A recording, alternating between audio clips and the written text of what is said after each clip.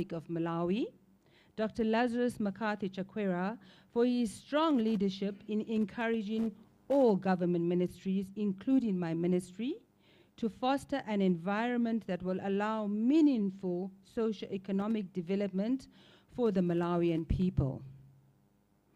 He launched this year's tree planting season at Mpasa Hill in Palombe district, a symbolic gesture that demonstrated his commitment to tackling environmental degradation. I would also like to thank the World Bank and other development partners such as AFDB, UNDP, BADEA, non-governmental organizations, the private sector, for your continued and commendable support in watershed management. These watershed initiatives have the potential to contribute significantly towards establishing more sustainable livelihoods, particularly benefiting economically vulnerable livelihoods in the rural areas and generate benefits for the population as a whole. With these remarks, it is therefore my privilege to declare the launch of the 18th edition of the Malawi Economic Monitor. I thank you all for your kind attention. God bless you all, and God bless Malawi.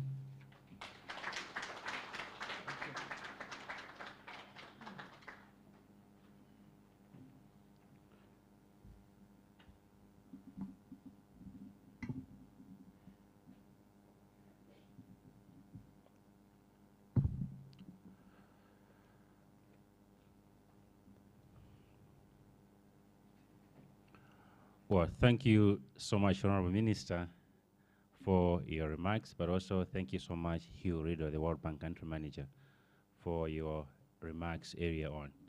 So, distinguished delegates, we will now get into the presentations.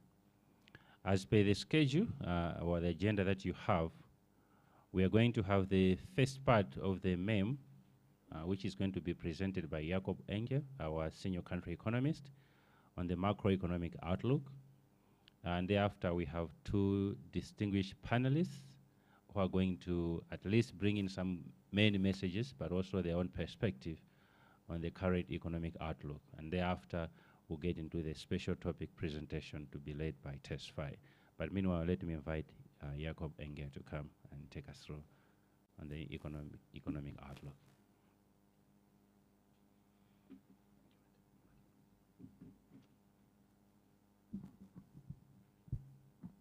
Good morning.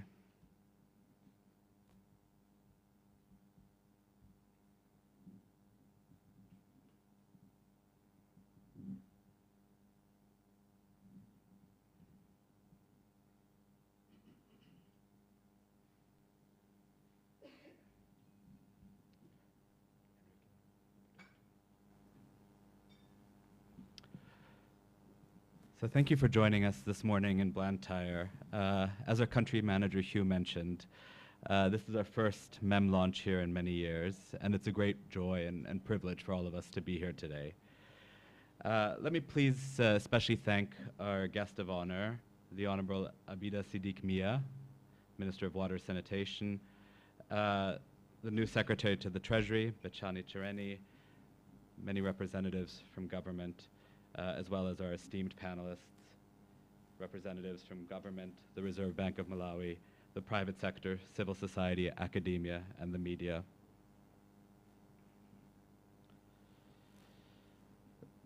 So in preparing the Malawi Economic Monitor, I lead a large team of experts responsible for the production of this report.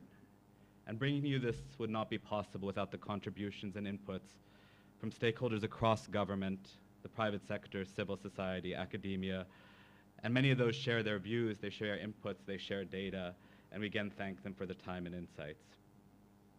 So in writing these Malawi Economic Monitors, our goal is to provide data-driven analysis of the economy in order to support better informed decision-making and public debate. And all of this is intended to help Malawi reach the higher rates of inclusive and sustainable growth that are needed to achieve the aspirations of Malawi 2063. As in all MEMs, this edition has a chapter dedicated to a special topic, which highlights the importance of improving the health of the country's watersheds to support the overall economy.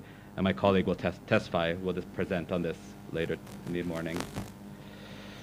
But as in every mem, we begin with an overview of macroeconomic developments. And I think as everyone is aware, the macroeconomy has been in the limelight these past few months and years. And topics at the core of our profession as macroeconomists, whether it's inflation, whether it's debt, whether it's exchange rate management, have received much public attention and deserved scrutiny from the wider public. I think now, much more than ever, Malawians are aware of how macroeconomic and macrofiscal decisions affect their lives and those of their compatriots and their families. So I think a main reason why the macroeconomy is so much at the forefront of public minds is a lot has not been going smoothly lately. For the past 3 years, Malawi has been experiencing the most severe economic crisis since the early 2000s. And this is evident in all regions of the country, in all sectors, as well as across all key economic variables, whether we're talking about GDP growth, inflation, debt, government services, trade. And I think even for those who are less inclined to think about the economy in terms of issues like GDP growth, like balance of payments, the crisis has been evident, from the value of money in their pocket, to the availability of essential imports, to the difficulty of running a business in the past few years. I'm certain that everyone in this room has some experiences, some stories to tell about how the crisis has impacted them and those they love in the last few years. And for those even less privileged, those that have fewer buffers to absorb, the last few years have been incredibly difficult. So what we ask in this mem as a key question is Malawi turning the corner? Is the worst overcome? Can we look forward to re-emerging to an ascending Malawian economy? And as you might have expected, and as Hugh indicated at the outset, this is no simple yes or no answer. The story we found observing and researching the economy for this report over the past 6 months was nuanced, with progress in some areas, but also various setbacks in others. However, there have been some very important decisions made that could create the pathway for a reemergence. The exchange rate has been adjusted and further reforms in this area have been announced. We see some attempts towards fiscal consolidation, towards monetary tightening, and the government has announced and is embarking on very ambitious reform programs, both on the macroeconomy and on the structural side, supported by the World Bank and the IMF. However, we also found that the potential economic tailwinds are not being felt by the average Malawian yet. The well-being of most households is yet to improve, and this will take time and critically follow through on many of these reforms over several months and even years. We find in this report that there are no quick fixes, no silver bullets to getting out of such a deep crisis. Now, in this presentation, we'll only cover some of the core highlights, the key messages, the core story of this analysis, but there's much more that we cover in this report. We talk about how the global and regional context influences the Malawian economy. We go a little bit more in depth to discuss what is actually in this ECF program, in this DPO program that we hear so much about in the media. We look at fuel sector dynamics and try to understand a bit more why the price is currently so high. We look at employment dynamics across different sectors. We go very deep on the potential of the mining sector and what it can do to drive growth and forex generation down the line. And we look at kind of the entire scope of the ATM strategy, the tourism sector, as well as how agriculture can grow and address some of the ongoing issues in terms of food insecurity. And of course, we cover some of the core macro-fiscal issues, balance of payments, fiscal consolidation, as well as the performance of the financial sector. So I'll first back up a little bit and provide a background on how this crisis has emerged and how it's really been the result of several mutually reinforcing crises. Of course, the most prominent manifestation is growth, with living standards of the vast majority of Malawians declining over the past 3 years. And that's because production has been constrained and it's inhibited the opportunities of many to make a living. But underlying this are 4 distinct crises that are closely related, that reinforce each other, but that are helpful to discuss a little bit separately at the outset. Firstly, we've experienced the fiscal crisis. where despite high spending by the government, growth has not been forthcoming, as much of that spending over many years, going back beyond 2020, has not been invested efficiently. From there, overspending led to a debt crisis where the government is unable to repay all obligations in full, resulting in high interest expenditures now approaching 40% of total revenues. And of course, interest expenditures at that rate greatly constrain the fiscal room that's available for investment.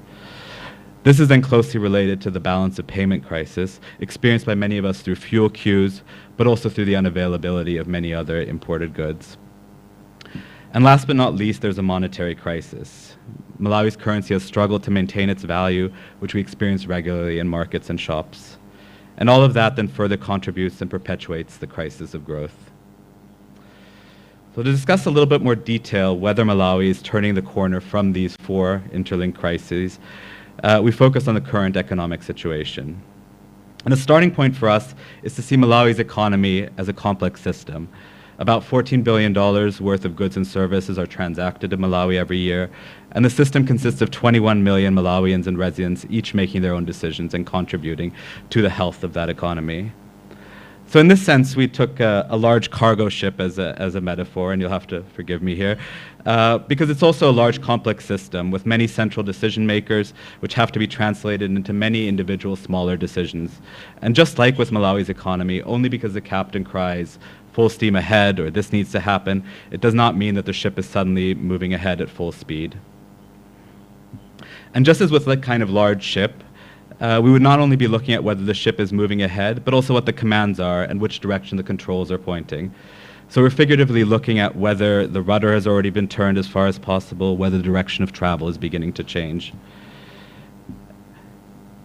And so looking at, metaphorically speaking, the hull, the engine, the rudder separately, we look at the different subsystems of the Malawian economy, starting with the state of government finances, first looking at revenues and spending, then public debt. The next item on the list is the balance of payments, meaning Malawi's external trade and financial relations with the rest of the world. Continue on with the state of the financial sector before we conclude on whether we see a change in the direction of the country in terms of growth and the welfare of families and households. But to start first with the fiscal situation, I think over the last 6 years, we see that mostly deficits have moved in one direction. They've gotten higher. And underlying this increase were several factors. There was increasing interest bills from past budgets going back many years.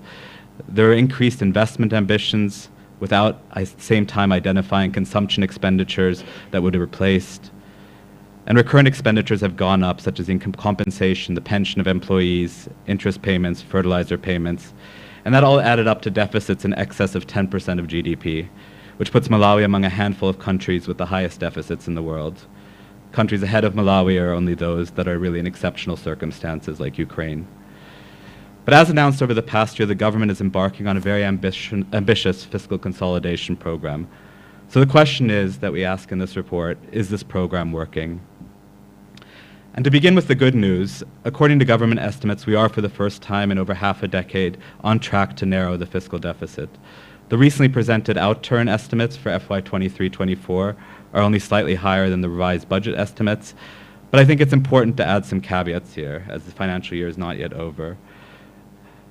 The first being that much of that narrowing comes from development partner budget support. A lot of the structural expenditures have remained rigid and remain much higher than Malawi can sustainably afford over the medium term. Secondly, it's not unlikely that the expenditure figure will have to be revised upwards as we conclude the last month of the financial year, and the main issue here is the recapitalization of the Reserve Bank. As you remember, this is a statutory requirement. The RBM had to be recapitalized by 188 billion kwacha in 2022 after it made losses attributed to the devaluation in that year. And given its continued long position on the kwacha and the recent depreciation, recent devaluation of the kwacha, a significant recapitalization should be expected again. And last but not least, we have seen before that budget reporting can often be a bad guide to the expenditure that the government actually commits to in a financial year. So especially in the context that present a great deal of uncertainty in terms of how they will be implemented and financed, for example, the Lilongwe Salima water project, we may only see some years into the future, if ever, what bills were written for the government in this financial year. So going forward, these kind of benefits that come without high probability, these kind of commitments that come without high probability of benefits may further endanger the sustainability of government finances. And we can see this in the budget presented last week, which raises some concerns about its realism, especially on the revenue side, though also presenting many positives in terms of its increased focus on production. But if the government spends as planned but does not raise the expected revenue, deficits may well increase again. And this current fiscal trajectory is not sustainable. As many of you will be aware, Malawi's public debt situation has been precarious. In the most recent debt sustainability analysis that we conduct with the IMF, we say that Malawi's debt is in distress, meaning that the government will fail to pay back at least some of the people and organizations that it owes money to in full. And it owes quite a lot of money. As of end of last year, we estimate more than 12 trillion kwacha, or 81.3% of GDP. And as you can see clearly in the graph on the left, public debt has been increasing over the last years. And some of those increases, the government has very limited options to reverse. As the kwacha is losing value, less of this domestic debt, which is the blue bar, has to be paid back in the real terms. But it also means that lenders demand increasingly high interest rates. And because US dollar debt, which is the red bar, are not affected by the kwacha losing value, the government now has to pay back more kwacha for every dollar borrowed. However, we're also seeing very positive developments recently that are not adequately captured by this graph. First, the reduction in deficits currently ongoing and intended for future years would mean that debt is growing at a slower rate. And secondly, Malawi is on its way to get some of its debt restructured. Both China and India, the countries that the government owes the most to, have offered financing assurances, meaning signed letters that say money to them could be paid later or at reduced rates. However, the country is still waiting for assurances of that kind from some of the international commercial creditors to which it owes money. So the third area of interest is monetary policy. And as I've been alluding to multiple times, the kwacha has been losing a lot of value over the past years. To reverse this, the RBM has taken bold steps to make the availability of the kwacha more scarce and thus make each kwacha more valuable. And the main tool to do this that it has at its disposal is the interest rate at which it lends kwacha to banks. Through the policy rate, the RBM indicates that for every 1,000 kwacha borrowed today, it wants to see back 1,260 kwacha next year, which is the 26% interest rate, and has been gradually increasing the policy rate over the past 2 years, as you can see by the orange line in the graph on the right.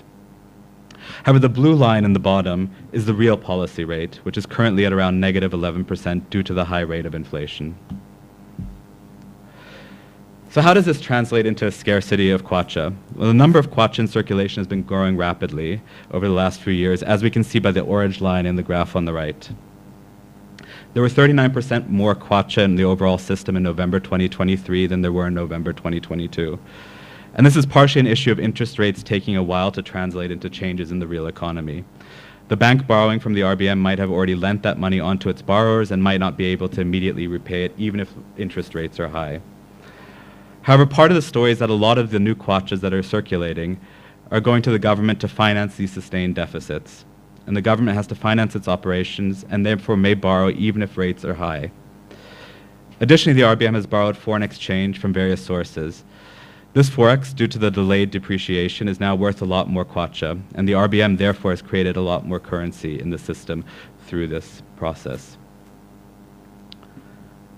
And then these scarcer kwacha have to translate into lower inflation. However, some prices have actually been going up from the supply side. So just think of fuel prices or pressures that are working against the RBM, other pressures on the supply side working against the RBM. Inflation at 35% year on year means that the kwacha is quickly losing value, especially the amount of food that each kwacha buys is decreasing rapidly. A bag of maize now costs 5 times as much as it did 2 years ago, and food in general is now 45% more expensive than last year. And this is the highest rate of inflation, the quickest increase in prices since Malawi's macroeconomic crisis in the late 1990s. So coming to the fourth area of analysis, the external sector, the balance of payments, we look at how this depreciation of the kwacha is working for the wider economy. And here it helps to look at Malawi's recent history, as the government has at various points faced similar balance of payments challenges. The last time the Malawi kwacha was overvalued to to the extent that it was last year was during the last 2 years, was during around 2011, 2012. I imagine many of you in the room will still remember the unavailability of pretty much anything that was not produced in the country, from fuel to medicines. And of course, a lot of things that were actually produced in the country were made with imported machines, required imported ingredients. So we know what happened next. The exchange rate was liberalized, it plunged, inflation accelerated, and many people suffered significant loss in their perceived buying power. But the question is, was it effective in actually getting more Forex into the country? If you look at this graph, which shows the total liquidity in Malawi's official Forex market, we can say that for the most part it worked back then. Not only had Forex volumes doubled pretty much in the next week, they also kept on increasing week after week and day after day. Whoever needed dollars and was willing to pay for them found them available. Now, fast forwarding to March 2016, the RBM again decided to fix the exchange rate by insisting that a dollar was worth roughly 715 kwacha. And initially this worked because the RBM had enough reserves. But then the RBM ran out of dollars to be able to defend this exchange rate. It borrowed, and these quickly ran out too. And then once creditors came and asked to be repaid in dollars, the RBM was no longer able to buy dollars at the official exchange rate. In turn, the officially traded volumes declined quite dramatically, bottoming out at roughly the level they were at before the 2012 liberalization reforms. And then looking at the May 2022 devaluation of around 25%, we see that it helped a little but didn't fundamentally increase liquidity in the system, as exchange rate policy hadn't changed. So now we look at the most recent exchange rate reforms in November 2023, when the exchange rate was adjusted by 44%. What do we see in the official Forex market is a small sign of a boost, but not quite at the scale that we had seen in previous years. Obviously, we cannot say for certain why, but we do know is that a lot of Malawians got comfortable trading in the parallel market. And rates are still better with black market traders or even Forex bureaus than they are in the official system. And this is a kind of a large difference to 2012, when the banks offered the same rates as those on the black market, just without the inconvenience and the risk involved. A lot of traders may also still be uncertain. The RBM has announced one set of actions of increasing kwacha flexibility, but these are not being fully implemented yet. So many are likely thinking that it may be safer to keep dollars for now, to wait on the sidelines, and see whether they can get a better deal once everything becomes clearer. And this is also a big difference to 2012. So I think all that said, this does not mean that the November 2023 reforms were not necessary, that they were not worth it, that they aren't a step in the right direction, at least from the perspective of increasing Forex availability. The liquidity situation would almost certainly be worse without the adjustment. However, it seems that a better outcome, as we had seen in 2012, has not materialized yet due to the only partial implementation of some of these reforms, as well as the fact that these kind of reforms take a while to really take hold in the system. Now, another key issue related to that is the balance of payments. And those of you who read the last Malawi Economic Monitor in July might remember us claiming that the official imports had declined rapidly since mid-2022. You see imports to the red line on the right, and the yellow one is for exports. And this was based on data from the NSO. However, new figures published by the NSO show that imports stayed remarkably consistent throughout the last few years of crisis, even as Forex on official markets became scarce. And this also explains why we did not see the dramatic fall in foreign goods, for example, at Chipiko, at ShopRite, that we would have expected otherwise. Because prices for fuel and fertilizer went up in US dollar terms, Malawi still imports less fuel, less fertilizer than in those years. But that's also displaced some of the imports that could have supported Malawi's development, whether we're talking about machinery, pharmaceuticals, and the like. The recent adjustment of the exchange rate could play a key role in reversing the situation we're seeing right here. Because fuel is now more expensive, many cannot afford to buy as much of it anymore, and at the same time, Malawian exports have become much more competitive. I think one other thing is significant in trying to understand how this dynamic worked. We saw dramatically increased support from development partners providing Forex into the system, as Country Manager Hugh mentioned at the outset. In the absence of the scale-up, the Forex crisis we experienced would have been far more dramatic, most likely comparable, if not worse, to the Forex crisis of 2012. But while development partner support can make up for some of these gaps, some of this shortfall in Forex generation, it does not cover it in full. nor is it really a sustainable strategy. At the end of the day, Malawi needs to either export more, import less, or both. Now, moving on to the financial sector, we can see that this is actually one of the brighter spots, one of the brighter subsectors of the economy. On the right side, you see a graph of key performance indicators of the Malawian banking system between September 2022 through the end of 2023. The brown and blue lines are different measures of the profitability of the banks. Higher values indicate a healthy financial system. The yellow line at the bottom describes the capital that Malawian banks have, so to say the financial safety cushions that they hold, and more indicates more resilience.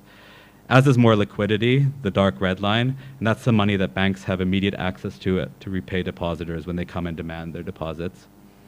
The only line that we don't want to go see up is the light red one, which covers non-performing loans, meaning loans where customers face difficulties with repayment. And what we can see throughout the last few years is that Malawi's banking system has been stable and resilient. NPLs went up for some time but have returned to moderate levels, and Malawian banks are well capitalized and profitable. Of course, in part because they also benefit from the large fiscal deficits mentioned before, in turn, the government's large borrowing needs. But still, this is a positive development overall. In many countries, difficulties in the macroeconomy spill over into the financial system, into the financial sector, and they amplify each other, and we see things like bank runs or insolvency in banks and bailouts. In this sense, we can be very fortunate that this is not happening. However, this doesn't mean we should get complacent. Rising interest rates, high inflation may make borrowers struggle to get and repay loans.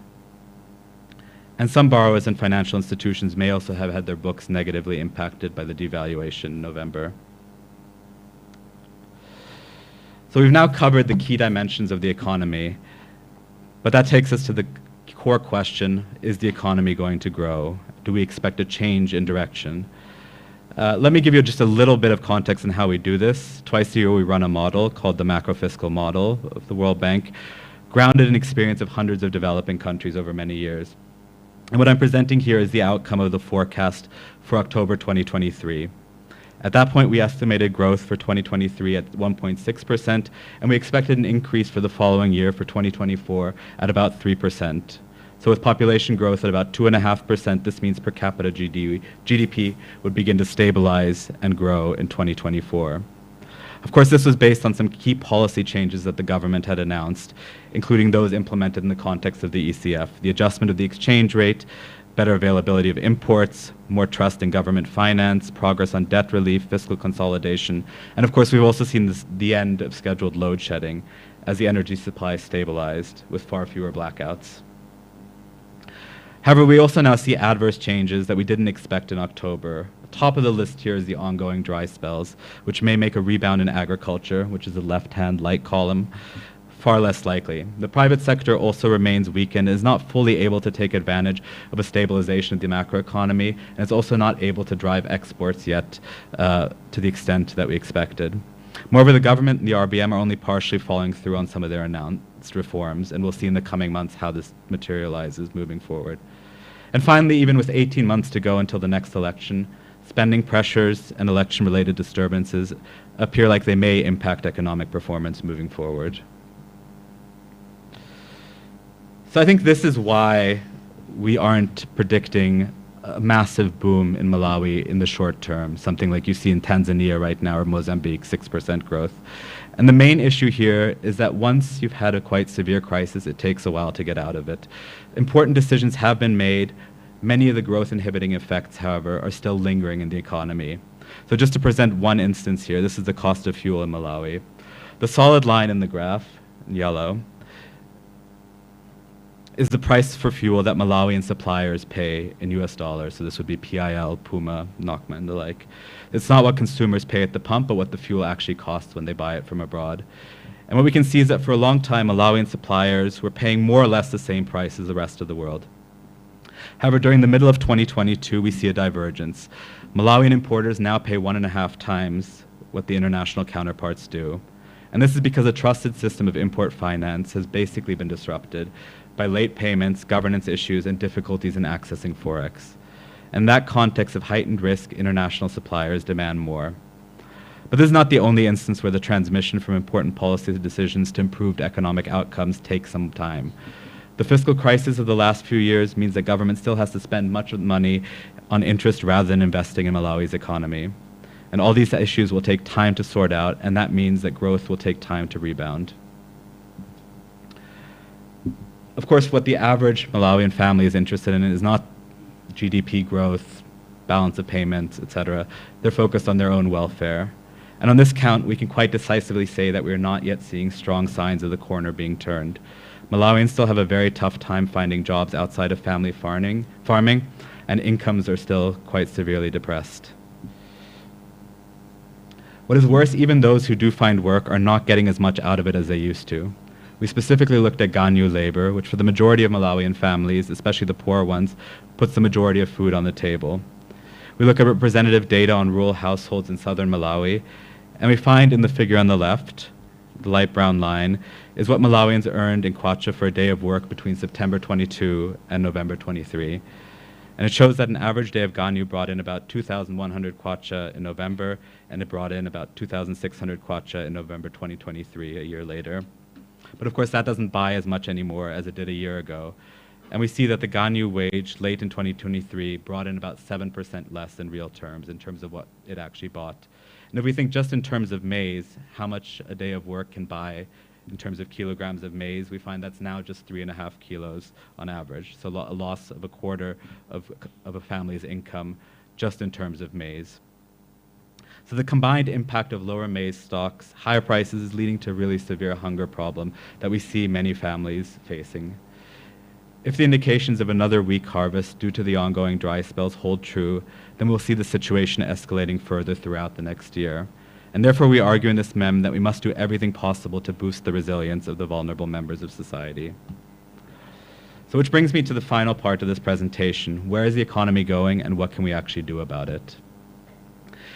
As suggested earlier, we expect growth to increase with an improved macroeconomic environment rooted in significant reforms. However, to caveat this, we'll have to assess the expected strength of this rebound based on some of these recent developments that I mentioned. We expect that the Malawi kwacha will continue to lose value relative to the dollar throughout 2024, as inflation remains significantly higher in Malawi than in the US.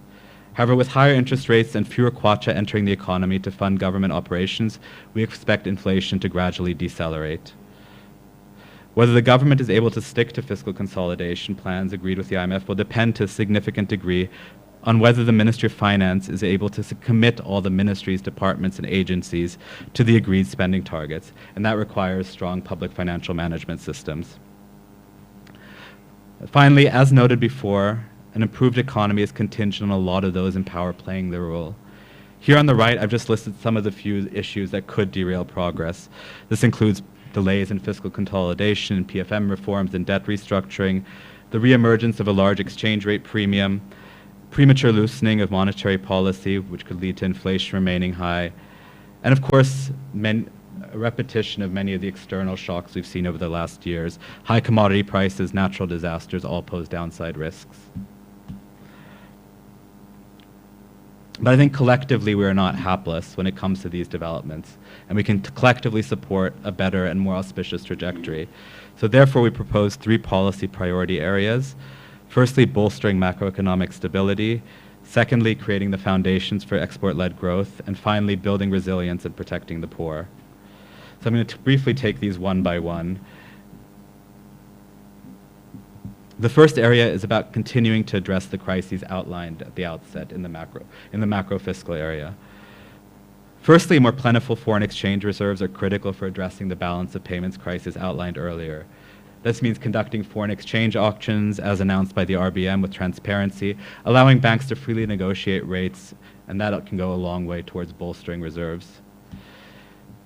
Secondly, balancing the budget will need continued and committed fiscal reform, and that involves both the implementation of the budget in the current fiscal year in line with the mid-year plans, and ensuring that next year's budget adheres to careful management of expenditures and realism in revenue projections.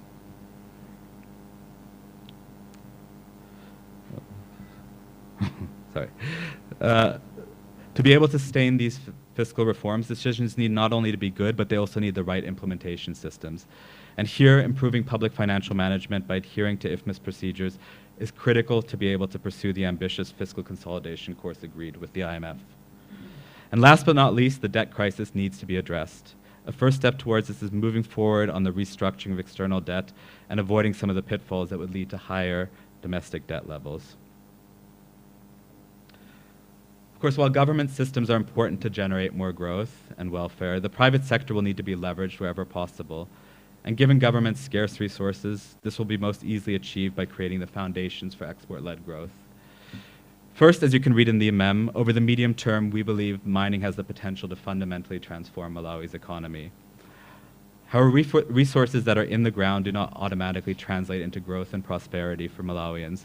So for this, it will need significant government capacity and coordination to negotiate agreements that maximize gains, that support production, and finally, that translate production into prosperity for the average Malawian through appropriate revenue management systems. Second, among the issues mentioned before, important decisions have been made to move forward with a leaner, more agile AIP that improves targeting and focuses on commercialization. And this is something that we encourage government to continue on and move towards making the AIP a more environmentally sustainable system that focuses on production and not consumption. And last but not least, Malawi leaves a lot of export potential on the table by just making it very difficult for firms to sell into international markets. So removing some of these non-tariff barriers that make Malawian firms uncompetitive can give a lasting boost to the economy. And finally, accompanying these reforms, it'll be important to build resilience to protect the most vulnerable members of society. This is not only the right thing to do, but it's also good for the economy. We showed in previous work, including the Country Economic Memorandum, that farming as currently practiced keeps Malawians poor and vulnerable. Scaling cash transfers in public works provides many vulnerable Malawians with income, but it also provides the opportunity to take advantage of some of the off-farm livelihood opportunities out there in rural communities. I think secondly, on agricultural markets, if you went to the Bayani market here in Blantyre at the end of January, you would have paid more than 1,000 kwacha for each kilogram of maize. And the same would have only cost 650 kwacha up north in Chitipa.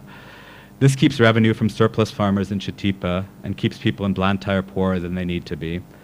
So standing back and letting markets integrate through competitive trading has the potential to really increase the welfare on both ends, in the north and the south, in the surplus and deficit areas. And finally, as my colleague Tesfaye will detail, minimizing impacts from severe weather and disaster not only avoids harm for the most vulnerable, but is also a smart investment.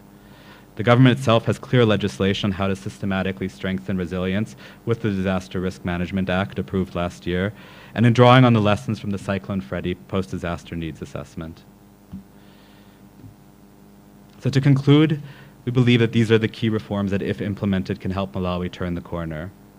But first, let me turn to our esteemed panelists and the moderator to hear their views on how this can be achieved. Thank you.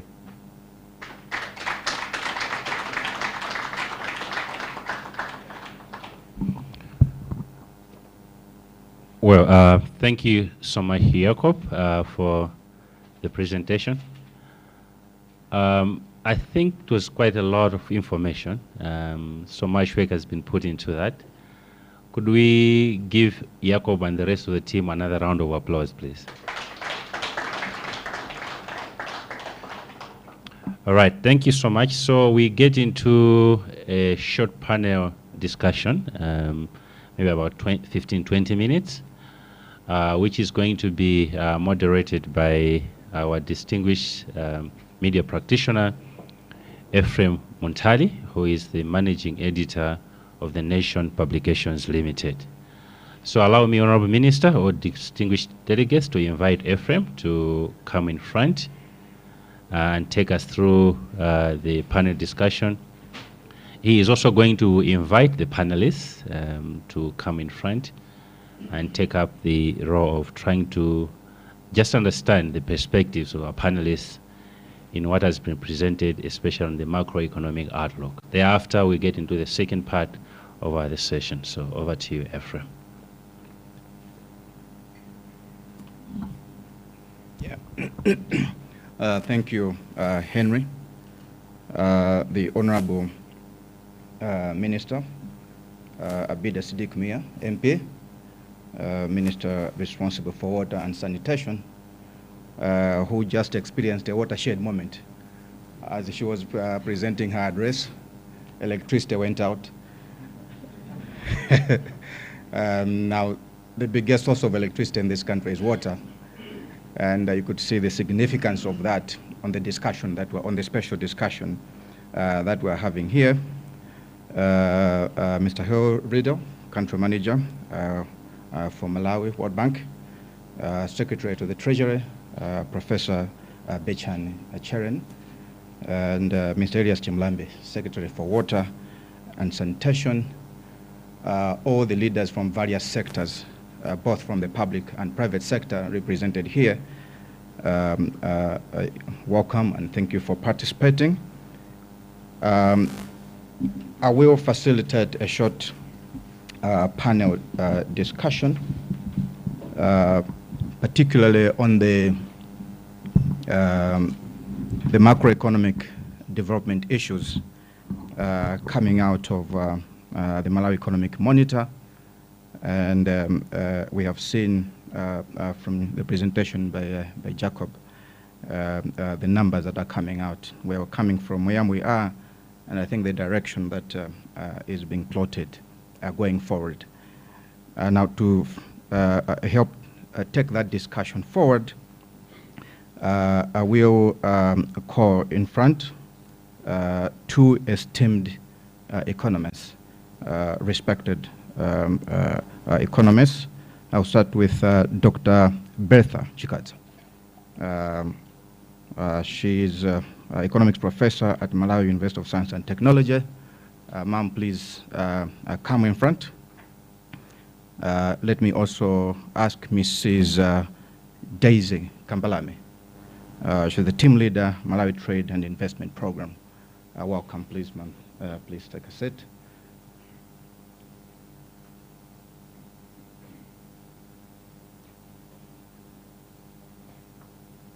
Welcome, ma'am.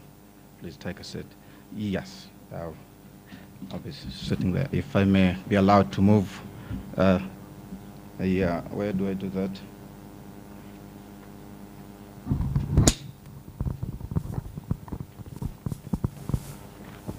Okay.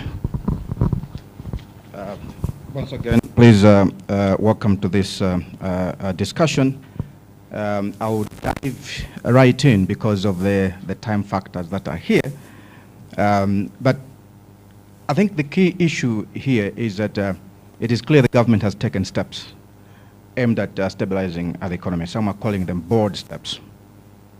But how confident are we that such reforms will sufficiently achieve their objectives?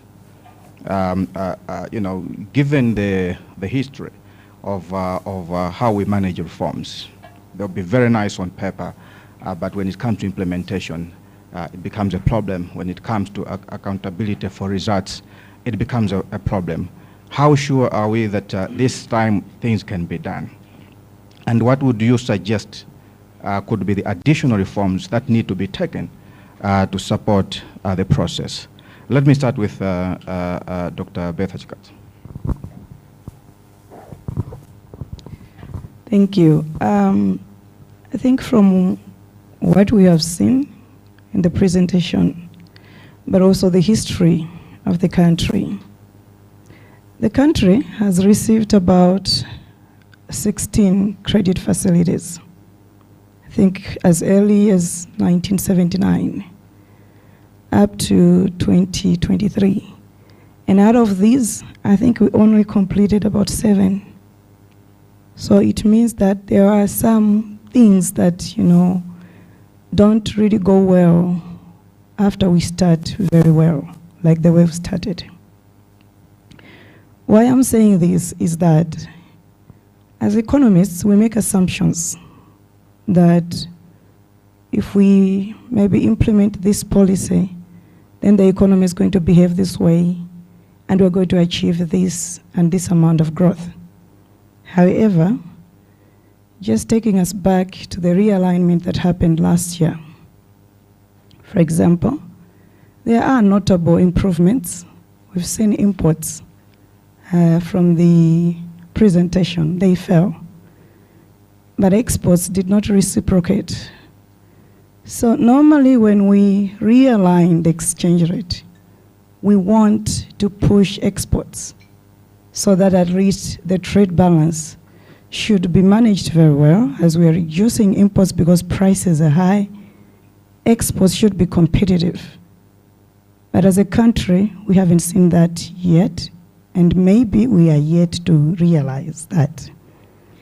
And thereafter, we saw price pressures building up because the realignment, coincided with the lean period in the agriculture sector. And so, knowing that inflation in Malawi is highly made up of food inflation, we saw inflation picking up.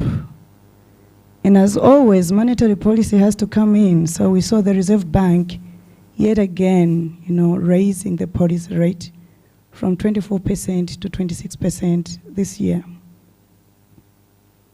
But have we really achieved what we want to achieve? And so we know raising policy rates, the banks will also reciprocate, they will also raise, interest rates. And by doing that, we are actually stifling investment. And on top of that, we know that the government was borrowing from the banks, including also issuing treasury notes. So the report gives us that treasury notes yield actually rose by 450 basis points. So we are actually adding to the already debt problem that the economy is facing. So while we're trying to correct, the other part of the macroeconomy, I believe it's important to consider very well the transmission mechanisms in the economy, because we really want all the sectors of the economy to align very well so that we see notable results and actually achieve the required growth that we really want to achieve as a country. And on top of that, there is an assumption that when you realign the exchange rate, because that's a key issue that the economy really wanted, given the spreads that were there. So we expected, foreign exchange to flow into the form of financial sectors after realignment with at least 1,700. But we haven't seen that actually happening. So the spreads really continue between the formal financial sector and the bureau rate. And what does that tell me as an economist? I will say it means that we haven't done something very well, because maybe the realignment was supposed to actually go hand in hand with a lot of flooding of the foreign exchange into the banking sector, so that an ordinary person like me, if I want to go and get some dollars, I should be able to get them in the formal financial sector. But the moment you start seeing the spreads, going out, then it means something is wrong. So probably, I think I can say that we should clearly see the assumptions that not everything works perfectly well in economies like Malawi, because as much as we want to realign and push for exports, exports are not going. So we are not actually exporting more. The foreign exchange is not going to the formal financial sector unless something else is also done, other than the usual policies that we know. So it reveals, some assumptions that do not hold in this country.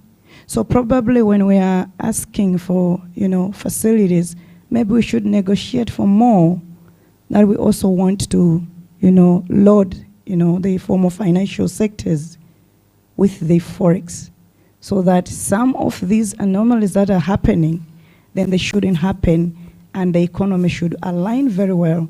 And as such, whenever we're talking about all the things that are happening, then they will indeed get into the right growth trajectory, and the economy will benefit, and we'll see ourselves coming out of the poverty, and we'll also even suppress, the inflation that we're talking about, because it's not just monetary policy, which is being given a tool to stabilize the economy.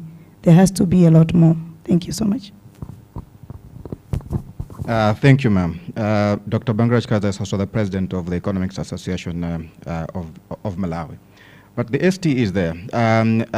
Most probably he's saying, this time things are going to be different.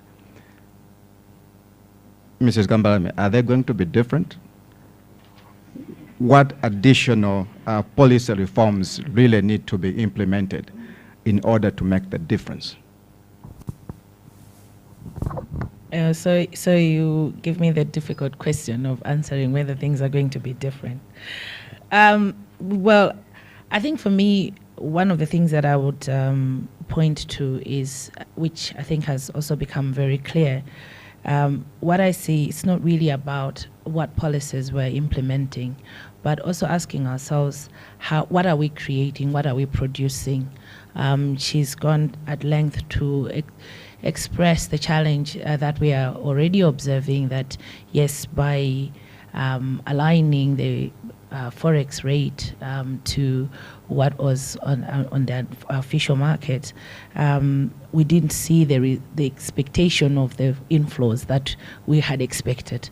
But the challenge is, are we creating enough? Are we producing enough to actually be able to generate forex that would be available? Because we can't continue to just rely on the inflows from donors to expect that's what is going to stabilize the economy. We have to trigger investments, and for me, I think those are some of the things that I would look at. It's not just looking at what policy, because yes, government is going to create that, but at the end of the day, unless we actually trigger investment, unless we see that investment inflows, I don't think we'll continue to tweak the figures. We'll continue to adjust policies and look at controls that you're putting in. But if you're not creating anything new, it's not going to magically change the current economic situation. So I think for me, those are some of the key issues. And maybe one of the things that I would want to also maybe just expound a little bit on, Jacob, in his presentation, he talked about the potential, and one of the issues that is being looked at is the opportunity for the mining industry and what that can trigger for Malawi. As the Malawi Value Chain Program, which is supported by FCDO, we have spent quite a lot of time to really look at where are the real opportunities, what are, it's not really a silver bullet as it was put, but where's the hope to try and generate growth within Malawi. The mining sector does pose real opportunities, but we're also seeing that there are challenges. And for me, sometimes I've always said, well, I wish there was a way to actually just put all the key players in one room and look them there and say, you know what, you're not coming out until an MDA is signed. Because it's not that people don't know what the challenges are. And it's not that people don't know why it's urgent to get that addressed. And we've actually seen, even in the recent address by the president, he's pointed out some of those opportunities, some of those MDAs that, if signed, would trigger inflows. But why is it that it's not happening? I think, yes, we talk about policies, we talk about all these issues, but what is it that we need to do to just sit down and get the work done and get those agreements off the ground to actually now make a difference? The minister also even looked at, talked and referred to land restoration and also management and how we're also investing. And it was interesting because when we talk about even restoration she referred to about 4.5 million hectares that is being targeted for restoration and also investment in agriculture. For me, I think I also have to ask myself, are we providing enough for the private sector to come and invest in actually producing, even when it comes to agriculture? So some of those questions for me, it's really how we implement some of these policies and also ensuring that we are unlocking investments. For me, one of the concerns maybe from the recent statement was also looking at the corporate tax and these super profits that are being envisioned. And I was looking at the amount that is being given. Now, if you convert that in US dollars, I have to ask, are we really going to attract the right private sector that are looking at Malawi and saying, well, I can go to Malawi and make money? Because if I'm investing $10 billion, I would really want to make my money. But if that is being seen to be super profits, then I'm thinking probably Malawi is not the way to go. Taxing success. That's how others would put it. But the MEM recommends urgent actions to advance economic stability, to enhance growth, and most importantly, to safeguard the most vulnerable, who would usually be affected by some of these stinging policy actions. So what is your assessment of these recommendations? And do they go far enough? Dr. Jagat. Okay, yeah, the MEM, I think the recommendations, I should say they are going far enough.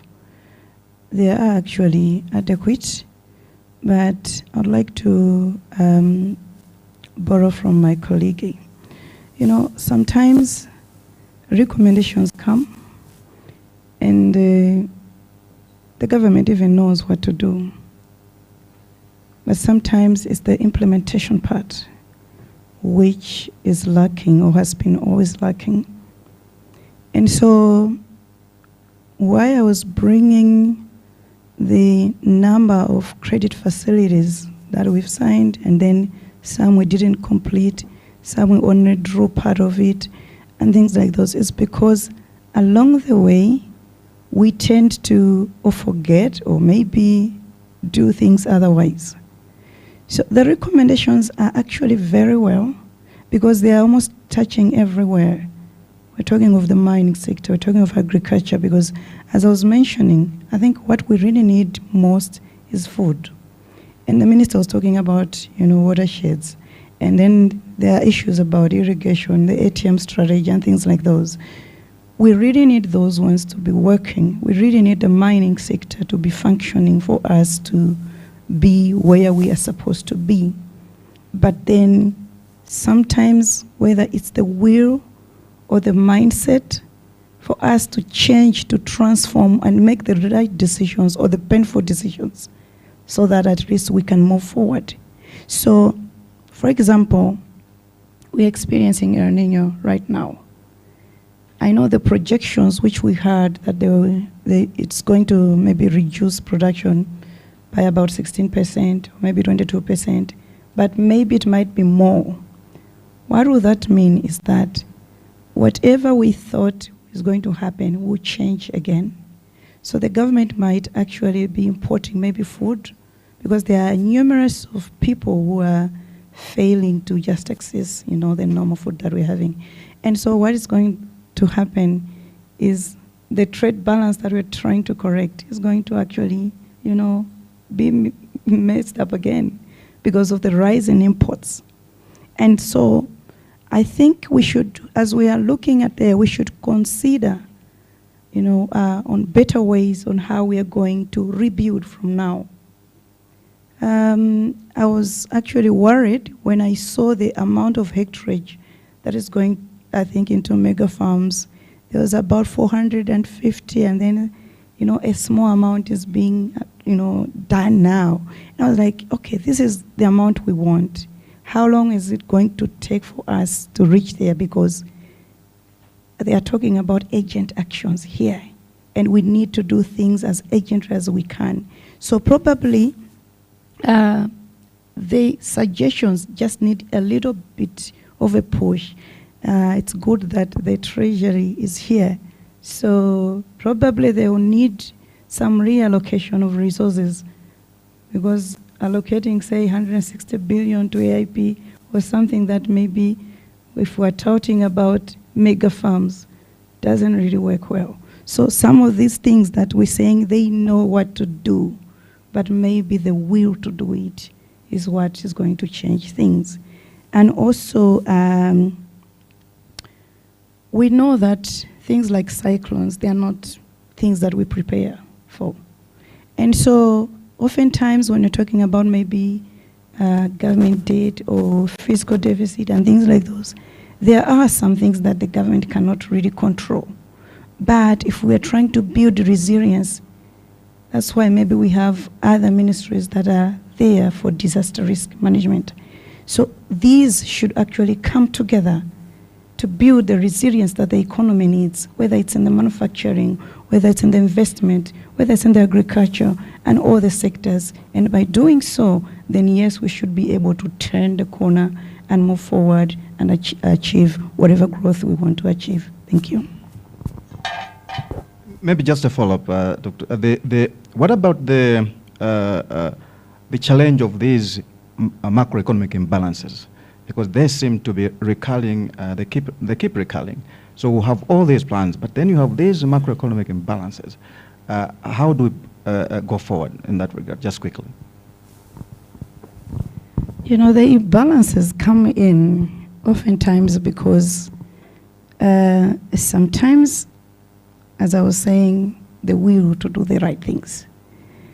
And sometimes it's the things that are forcing us to have the imbalances. I was talking about cyclones here.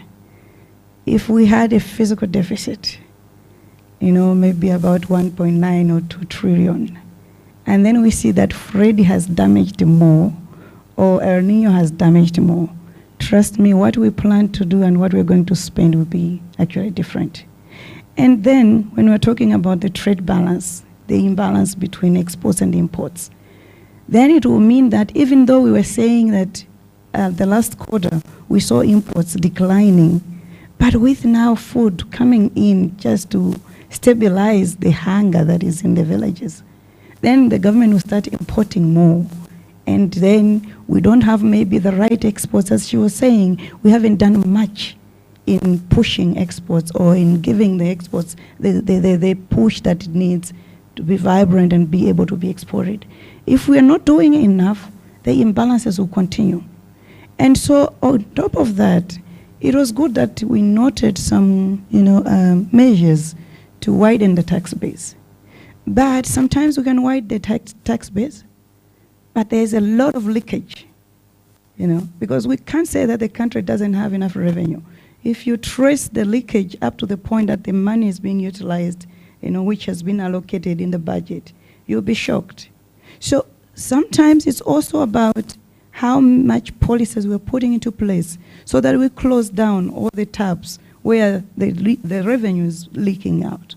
So by doing that, then we will try, to balance up the imbalances that we are trying to see and at least, channel the economy to the right trajectory. Thank you. Thank you. Mrs. Kampala, to what extent can you talked a lot about investing in productive areas, and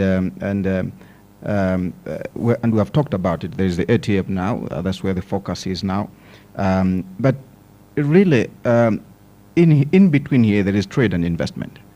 How do we harness the production side to promote trade and investment so that really output and the resultant multiplier effects can begin to take hold? Thank you very much. I think some of the issues that we've talked about on the policies that are being promoted, for me, I think we really need to look at, are we creating the right environment for private sector to thrive?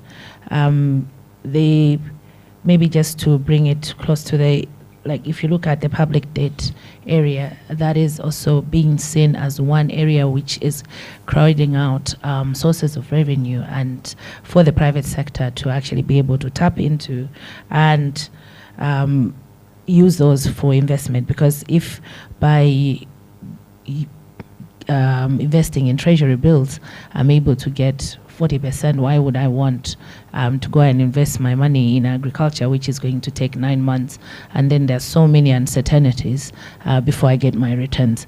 So I think some of those issues and the way the economy is structured makes it really difficult sometimes to attract investment. But even some of the policies that we are implementing actually also in a way send out the wrong signals to the private sector, because if you don't have sustainable policies and you're not sure how you're going to really, so for example, one of the issues that we've been talking about is just how the policies that are managing our forex. Now, if as an investor, I'm not sure whether I can be able to repatriate my profits, and that there's an environment which is not sustainable, and you're not sure, why would I want to invest in Malawi if I know that in the end of the day I cannot pay my shareholders the returns?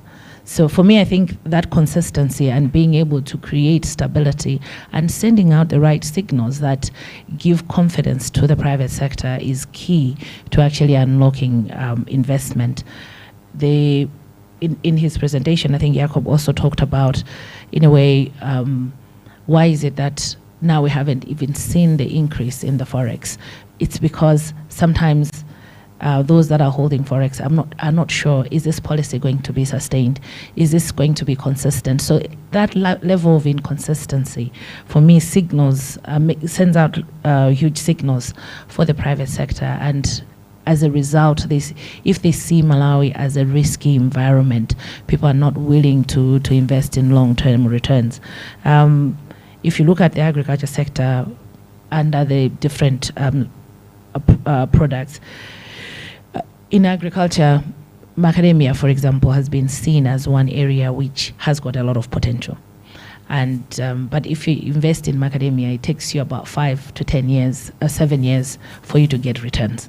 Now, if there's no stability that people can perceive, you must know that then investors are sitting back and waiting to actually know, if we invest in Malawi, are we going to get our returns? Because this is a long-term crop. Same with tea and other products. So for me, I think those are some of the issues that, if you're looking at policy that actually has to resonate with private sector, first of all, you have to have that consistent implementation of those policies. You have to really look at what signals are you giving across. And if every maybe budget statement comes up with huge changes, then already the private sector is sitting back and saying, what is the trend? Is this going to continue? Can we be assured that we can actually make money? Because at the end of the day, they are accountable to their shareholders. They are accountable to those that have actually put in their resources into that investment. And then I think if you look at maybe just the way government also deals with public debt and that level of management. And maybe just to add to that as well, even now, I think we talked about earlier to say, when we look at the trajectory now, and it's a challenge, and I know for government officials, because here we are in a situation where, yes, they are facing hunger, but they're also looking at management of the public debt and the financing that goes into it, but also coming into an election year. So if people are hungry, yes, people are going to take advantage of that and try and point to government and say, well, people are suffering. But they also know the right thing, I should put it to say, the right things to be done. Now, if you can't manage your public expenditure, that is not going to translate into anything. But they're also looking at it and say, well, people are suffering now. So what do? Do we tell them that, oh, let's wait until we generate extra resources and then we're going to buy food? If I'm hungry today, I want to eat today, not in 2 weeks' time. Yeah, thank you. Actually, that brings me right into the last issue on this discussion, the tough balancing act that you have closed with. I think for the past 3-4 years, I think the language has been fiscal consolidation. That has been the language, and I think almost every budget has been built around fiscal consolidation. I'm not so sure about this one, Dr. Chikaza, if it is also pushing the fiscal consolidation path. So I'm putting that question to you, and maybe just to pick up from what Mrs. Kambalemi had mentioned. How do you fiscally consolidate amid all these calamities, crushing famine, you have these cyclones, pressure into social protection programs. It's an election year, so you want to push projects to visibility level, even when the resources are there.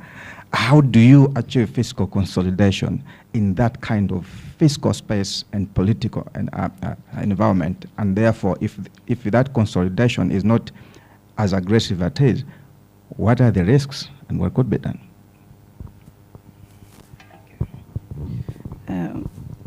It is obvious that we are having problems to consolidate, our fiscus, basically because of the issues that we've been talking about, the cyclones, the El Nino, and other problems, cholera. We faced a lot, I think, as a country. And the government has to actually balance. As much as it's there to provide for all of us in terms of, the public infrastructure, the health, the education, and all other things, but also the social, part of providing food and other safety nets. No matter what, they also have to look at, the amount of debt that is piling up as a country. Because there will come a time where then you will have nothing else to do but, not even experiencing any growth. So the government needs to take some tough measures. It's hard that we are talking about this year because with elections coming in, I don't think I see any fiscal consolidation. That's why we issues about AIP, even if you just go into Google, everybody knows AIP hasn't been productive enough to this country. AIP hasn't provided, what we was intended to provide. But you see a large amount being allocated to AIP. Why is that? Because it's politically motivated. So it's a bit difficult when you want to behave well in terms of the economics, but then you're marrying it to politics, because these two things don't really work together.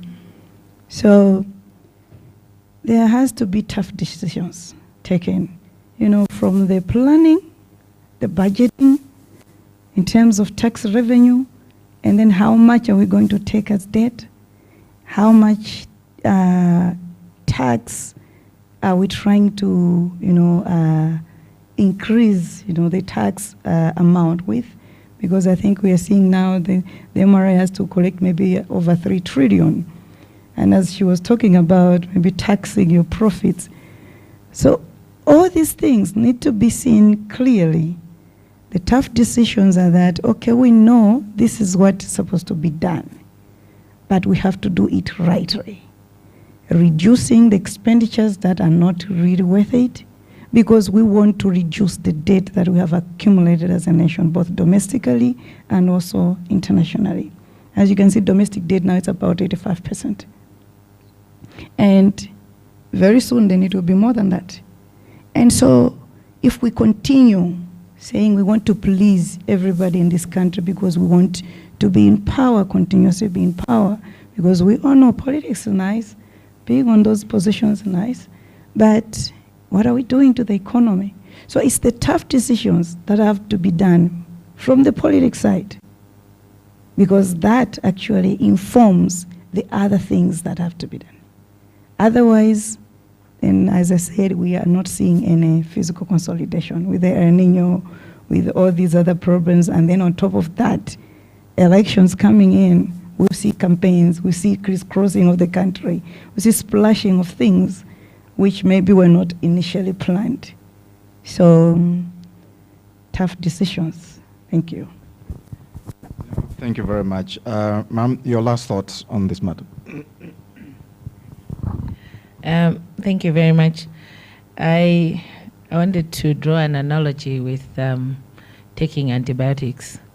I always find that the first 2 days, because you're suffering and you feel the pain, it's really easy. Even though they tell you still have to take them for 14 days, most of us by day 5, we're like, you know, it's really difficult. But I think the key issue is taking those decisions that are painful. And unfortunately, the timing now is also not ideal. And I have to ask, because at the end of the day, it requires almost a political suicide mission for you to actually correct what is happening in the economy. So it's a difficult ask. It's like you're really stuck between a rock and a hard place. It's like, what do you do? Because at the end of the day, you know that for as long as we don't control expenditure, nothing's going to happen. And we really need to be able to trigger and find ways. And that's why for me, when I look at the inflows that might possibly come from the mining sector, I feel for me that's something that can be quite positive. But it requires people that are going to really take up that task and that mantle and say, let's sit down, let's really fix it, let's get an agreement. Because once you unlock part of that, it is quite considerable amounts of money that would help to provide some sort of relief. And yes, we have development partners that can come in, especially when there are emergencies, and right now maybe the hunger crisis would be one where you're looking at which partners are coming in. But their release of resources also looks at how are you managing and how disciplined are you in managing your own resources and also creating for a more sustainable growth in future. So yeah, it is the only thing I would say. It's almost an impossible task, but it is doable if people were serious and really try and trigger growth in the private sector, because I think we can agree no economy has grown without a thriving private sector. And for me, I think sometimes we forget that. And yeah, the politics actually takes priority instead of really looking at what is it that we can do to try and trigger and encourage investment.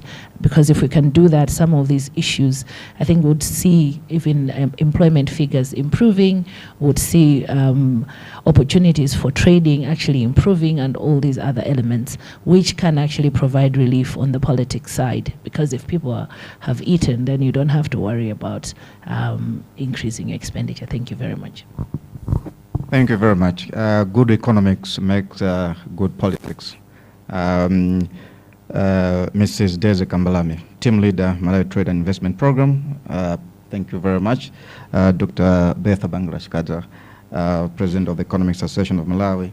I thank you very much for this discussion. This panel discussion now ends. Thank you very much. Thank you.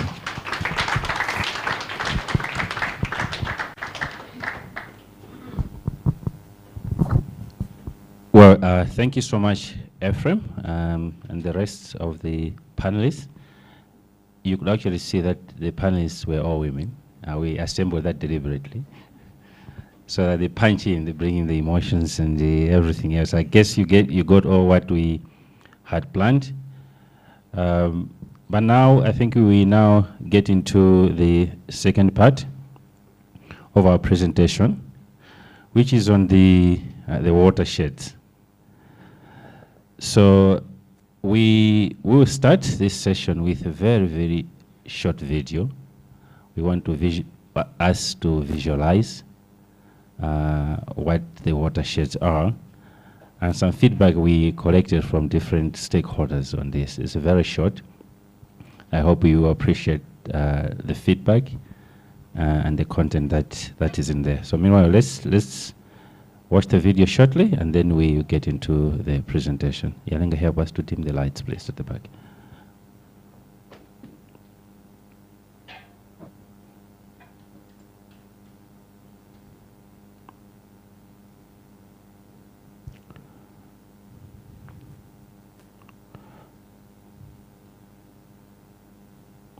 Can you help us play the video? Yeah. The audio as well? Okay, great. Yeah, please go ahead.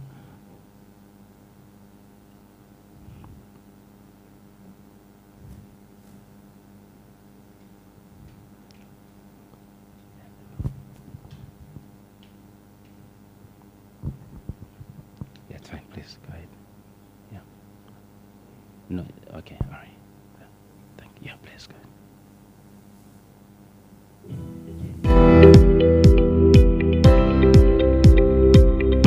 When you look at watershed, it means it's an area where water flows to a common point. So in that regard, we're looking at the catchments in the mountainous areas as the water flows towards to the lakes, or maybe maybe a water body like a dam. So the current situation in our watersheds, I can say, is not that good. We can say it's 50-50, because in some catchments you find that they've been degraded. For example, there's a lot of encroachment in the catchments, either for open agricultural areas or either for settlements that want to provide from the system. For example, if you go to our catchment, you find that most of the water is polluted. So if the water is polluted, if you want to meet or supply water to the communities, you might find that the water is not in good conditions. So for you to meet that demand, it means you're not going to be able to achieve that objective. So in that regard, we can say the services are not being met because of the conditions that we have. It's very unfortunate that to date, literature shows that over 50% of our land has degraded. What that means is that even our watersheds are not in pristine health. This is the reason why when it rains, we have a lot of flooding in our areas, because there is no ground cover that is able to capture the runoff. This is a huge problem. That's why the framers of the law made it possible that catchment management should also be a mandate of National Water Resources. Not only us being regulators, but they understood that we also needed to protect the catchments, because these areas are where our rivers are coming from. You know, so if the sources of the rivers are not protected, what it means is we are going to see more of the rivers that are drying up during dry season. We used to have a lot of, even the smaller ones, they used to be perennial rivers. What it means is that these are the rivers that keep on running all year round. But because we're not protecting the catchments, when it rains, the water keeps running downstream and it's flooding the low-lying areas. So if you ask me, the problem of watersheds, catchments, it's a big problem.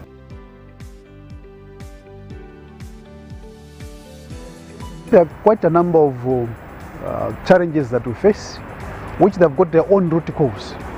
The biggest is that there's a lot of degradation, but this emanates from a number of the reasons. One of them is the issue to do with the poverty levels. Many people don't have the economic power to use the acceptable sources of energy, so they resort to uses of charcoal, which is cutting down of trees for that. The other thing is about literacy. People need to know what is the connection between the watershed and the availability of water and the rainfall and the resources that the country have. So due to that, many people, they end up devastating these watersheds. The other challenge is that I think there is also overpopulation. The population is getting too much, and they're exerting pressure on the watersheds, which is a home to a number of natural resources. We're talking about trees, shrubs, fruits, and whatever we have in the watersheds.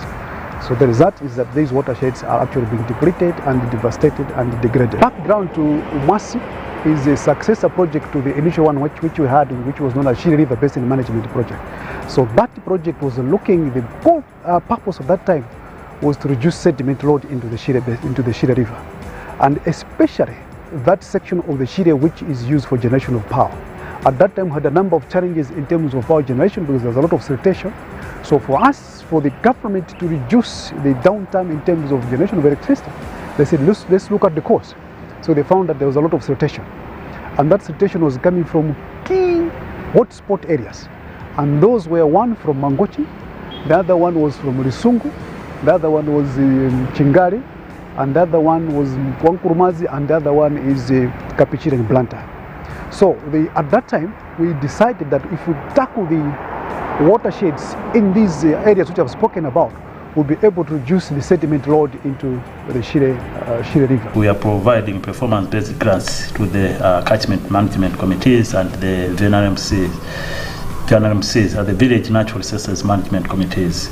These is just resources that are there to assist the communities implement the various soil and water conservation activities like the contour marker ridges, planting of vetiver grass, digging of swales, infiltration pits, construction of check dams and the like. And also these resources are used by the communities to procure inputs for implementation of the various agroforestry technologies. In addition, under the same performance-based grants, we are also providing grants to private tree growers as well as community groups who are involved in plantation forests. Our target under this particular activity is to restore the 45,000 hectares of degraded land in the middle and upper Chile River Basin where we are implementing our activities. And as we are talking now as a project, we have so far registered an achievement of 18,229 hectares out of the 45,000 hectares that we have talked about. And in relation to the same, we are also providing what we call Catchment Environmental Conservation Fund, or CECF. This is just an incentive that is being provided to the farming communities who are engaged in the various soil and water conservation activities.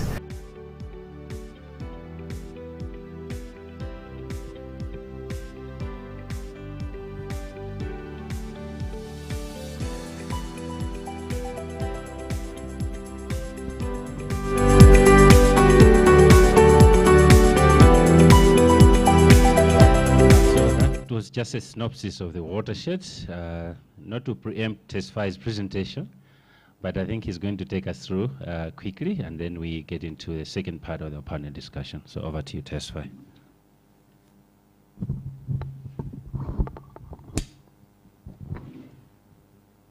Thank you, Henry. All protocols observed. Honorable Minister, you set the stage when it comes to watersheds into even providing some figures and details. So that was very helpful. And I will be going to paraphrase what you have said.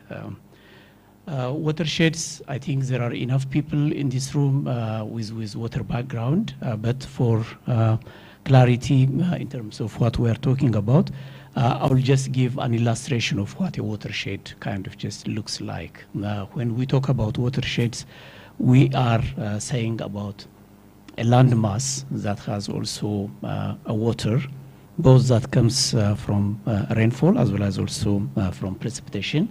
And then also it follows either the surface flow or infiltrating under the ground, but eventually feeding into the river systems, either small rivers, tributaries, or major river systems. We use the word catchment as well as also landscape interchangeably, but generally that is what we are kind of just talking about. Right now in this room, we are part of the greater Lake Malawi river, Shire River basin system, but more specifically we are within the Mount Sochi watershed area. Watersheds are healthy when they have this kind of vegetation cover, because the vegetation cover gives a cushion for the rainfall that is dropping on it. And then also it helps in terms of capturing carbon as well as also releasing more oxygen. But this is a picture of Dalizema Forest Reserve in Deza. This picture was taken in 2013. And then in 2023, it looks like this within just a period of 10 years' time. And then this is what we mean by the watershed moving from a healthy to a not healthy watershed. As indicated by different speakers, there are two driving forces when it comes to affecting watersheds here in Malawi, and then that is the rising population, as well as also the climate change that is affecting Malawi very aggressively.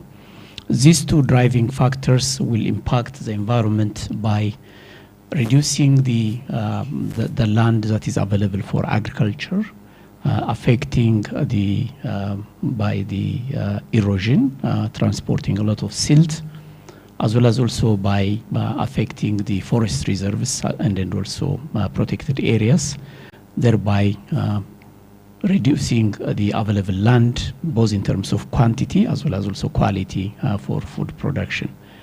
The impact doesn't stop there, but it goes in terms of creating multiple impacts affecting our hydroelectric power generation, affecting livelihoods, affecting the indoor air pollution, affecting the increased need for water, and then also generally the cumulative effect going into the impact of the broader economy itself. Now, when we look at the situation here in Malawi, as indicated by previous speakers, the figures are not encouraging. The land area that is degraded is just every time increasing. To put it in perspective, if we look at Tanzania, we're talking about 51%, whereas in Kenya and then Ethiopia, we're talking about 23 and 22% of degradation. And then that gives you the degree of the challenge here in Malawi. Soils are the ones that are going to be affected by this land degradation in the forefront. In a tropical environment like Malawi, nature on average requires between 100 to 200 years in order to produce the first 1 centimeter layer of topsoil. And then that is what nature kind of just requires. In temperate regions, it takes more than that. But unfortunately, we are losing this topsoil that is nutrient rich and then just very essential for plant growth within just a couple of minutes of rain. And then that is what we are losing. And then here in Malawi, we estimate on average, Malawi is losing close to 30 tons of topsoil per hectare per annum. And then this figure is growing. And then it's not only just the loss of the soil, both physically in quantity, but also chemically it will be degraded, increasing the alkalinity as well as also salinity of the soil, making it not useful for plant growth. But the sediment that is transported, it goes and then it clogs the hydroelectric power plants. It requires city of Blantyre to clean muddy water from River Shire in order to make water available for residents here. So the impact of the sediment that is transported has far-reaching impact. Actually, most of you might have visited Kapchira Dam, and then actually it is difficult to call it a dam itself. Rather, it is a silt dam. It is a silt dam because the silt has covered up to the neck of the dam, and then the dam basically has a barrage that is run by a diesel generator, which is dredging silt 365 days a year in order the water to go directly to the turbine. So that is a very difficult situation, even to call it a dam. And then that is the impact of the degradation. And then also the land degradation, because the Malawi has one rainy season. It comes in a very short period of time. It's very torrential, very powerful, and then just it drops and then just turns automatically into runoff. That doesn't give time for the land to percolate and then enrich the groundwater. Eventually, that dries up our springs, that dries up our water sources. Malawi is dangerously moving towards a water-scarce country. A country will be classified as water-scarce if its available water is less than 1,000 meter cubics per capita per year. Currently, Malawi's available water is 1,027 meter cubics per capita per year. It is just on the edge. And then, unfortunately, Malawi is moving towards water scarcity very, very rapidly. And then the concern here is that this water move towards water scarcity has just happened in the last 20, 30 years in a very rapid way. And then, as indicated, the land degradation, which creates a lot of erosion, it silts up the water course, and then gradually water courses have to change, and then that goes into residential areas, agricultural areas, flooding, and then also damaging infrastructure, livelihoods. So its impacts are very huge. And obviously, droughts and then floods, because of the impacts that they have on livelihoods, on infrastructure, on services, that is directly associated with impact on the economy. And then that has also a further impact in terms of just increasing the poverty. In the last couple of years, what we have seen here in Malawi is that more people going below the poverty line instead of just coming out of the poverty line. So that is all the contribution of this land degradation. And then also the biggest challenge is also the government has limited capacity, limited resources. Partners have limited capacity, limited resource. But when disaster strikes, then government has to respond to that disaster. Partners have to respond to that disaster. So that limited resource is getting crowded because of just the need to respond to disaster. So it doesn't give space, room, even to think just in development terms, because sometimes even a disaster will strike, we prepare ourselves to respond to that disaster, and then before even we respond to that disaster, another disaster will come. And then the recent experience, both in terms of Cyclone Gombe, Cyclone Anna, Cyclone Freddy are good examples. And then right now, we are also facing dry spell in parts of southern Malawi. And then also the predictions are not encouraging. Malawi is under that category of countries that are going to be severely affected by in the coming few years by climate change. And then also the available means to cope for the poor, for the lost segment of society are limited. They are the ones who are going to face this challenge in a very big way. So what we are saying is that healthy watersheds, if we improve the health of the watersheds, we can make a difference in terms of at least minimizing, reducing this impact. As indicated by Honorable Minister, as well as also Hugh, forests are a good cushions in terms of preserving watersheds. This picture is taken recently, and then it is on the upstream side of Kapchira Dam. And then you can see the extent of the degradation and then its impact. And then as indicated, Malawi has rapidly kind of just losing its forest cover. And then the impact of this loss of forest cover directly will translate into negative economic consequences.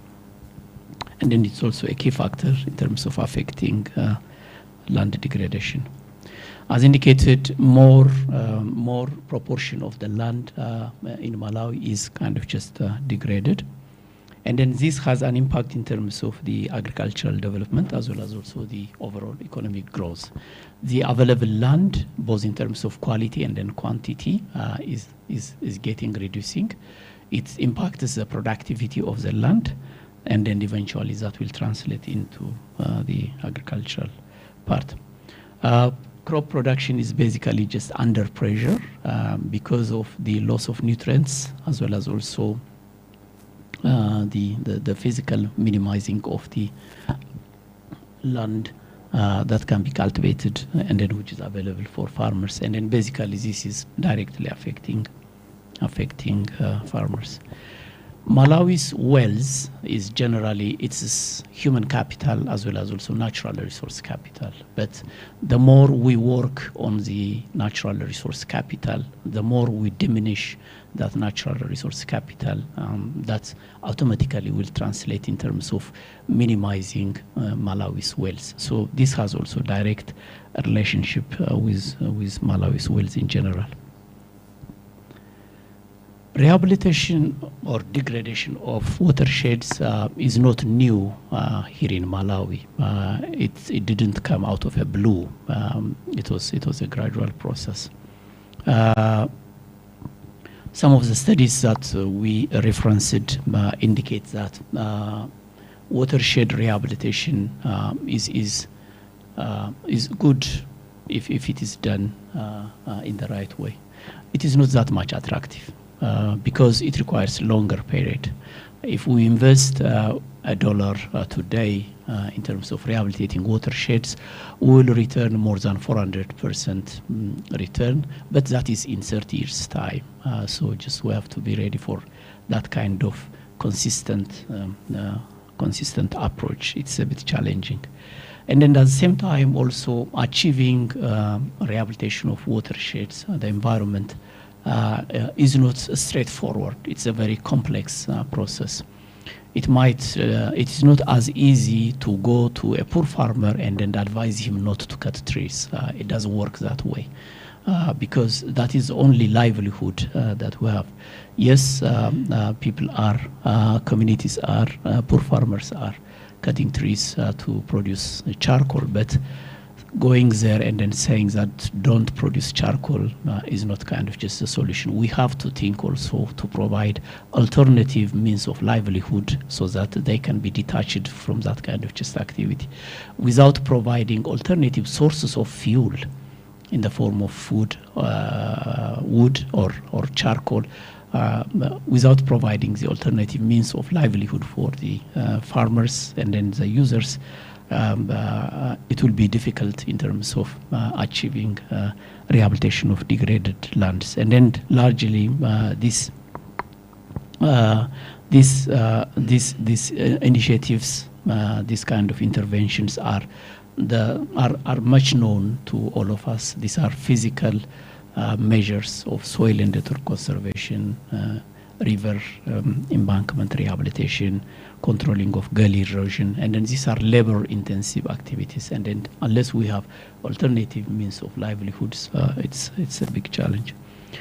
And then the biggest problem also in the room, as also indicated by speakers earlier, is land tenure security. Here in Malawi, different studies indicate that close to 1/3 of the farmers, they don't feel secure about the land that they are using. And then what we are talking about is a long-term investment. The returns are long-term, but if they don't feel secure on the land that they are working on, it will be difficult in terms of to move towards rehabilitating. And then as repeatedly indicated again and again, the current agricultural practice needs really just a review. The agricultural policy, not only the policy, the practice itself is purely just directed towards monocropping, and then that is maize. And then also it doesn't allow diversification of crops. It doesn't encourage agroforestry. It's just like a medicine prescribed from top. Yesterday I was hearing that even we are not completely saying no to the agricultural input policy, but it requires a major revamping, including, for example, just instead of just non-organic fertilizers, voucher systems, which is, I think, being under practice in Tanzania, which allows farmers to make a choice in terms of what kind of fertilizer, what kind of input to use on the land, instead of just prescribing only urea and then DAP just to be used. There is a lot of room that agricultural practice can be used. And then at the same time, the policy as well as also the practice, it encourages purely the use of inorganic fertilizer instead of just promoting the use of nature-based solutions, that is organic fertilizers. And then because this problem was not new, the government was working tirelessly. And then right now, there are different policies and then strategies in place. Actually, for this work, we're doing some desk research. And then as related to landscape restoration and then watershed management, there are 13 policies and then strategies here in Malawi. So Malawi is rich, actually, when it comes to policies and then the strategies. I can be corrected, but I think Malawi is the only country that I saw to have a self-standing national charcoal strategy. So the richness of our policies, our strategies goes to that extent. But the biggest challenge is translating that number of policies and then strategies into practice. And then that has to do with the weak institutions that we have, both at the national level as well as also at the sub-national level. And then also sometimes some of the policies are conflicting with each other. We have an agricultural policy that encourages every piece of land to be cultivated, but we have a forest policy that encourages rather marginal lands to be protected. We have energy policies that doesn't give due attention to biofuel, alternative source of energy, alternative source of cooking. But at the same time, we have also just a forestry policy that's doing the other way around. So I think some of these policies really need to read each other and then find a common ground. There is also, I understand, Malawi has started to experiment on decentralization starting from 1997, if I'm correct, when the Local Government Act was enacted. But, and then that act basically requires, it gives a very clear instruction that close to 17 activities to be performed at subnational level, while the national level remaining on bigger issues, policy, strategy, resource mobilization, and then the like. But today, what we are seeing is that the national wants to do literally everything, everything. No room for districts. And then that is, I think, against the Local Government Act. Decentralization is a very long process. And then in my understanding, decentralization is learning by doing. Whenever I discuss decentralization here in Malawi, people will give me the excuse of capacity.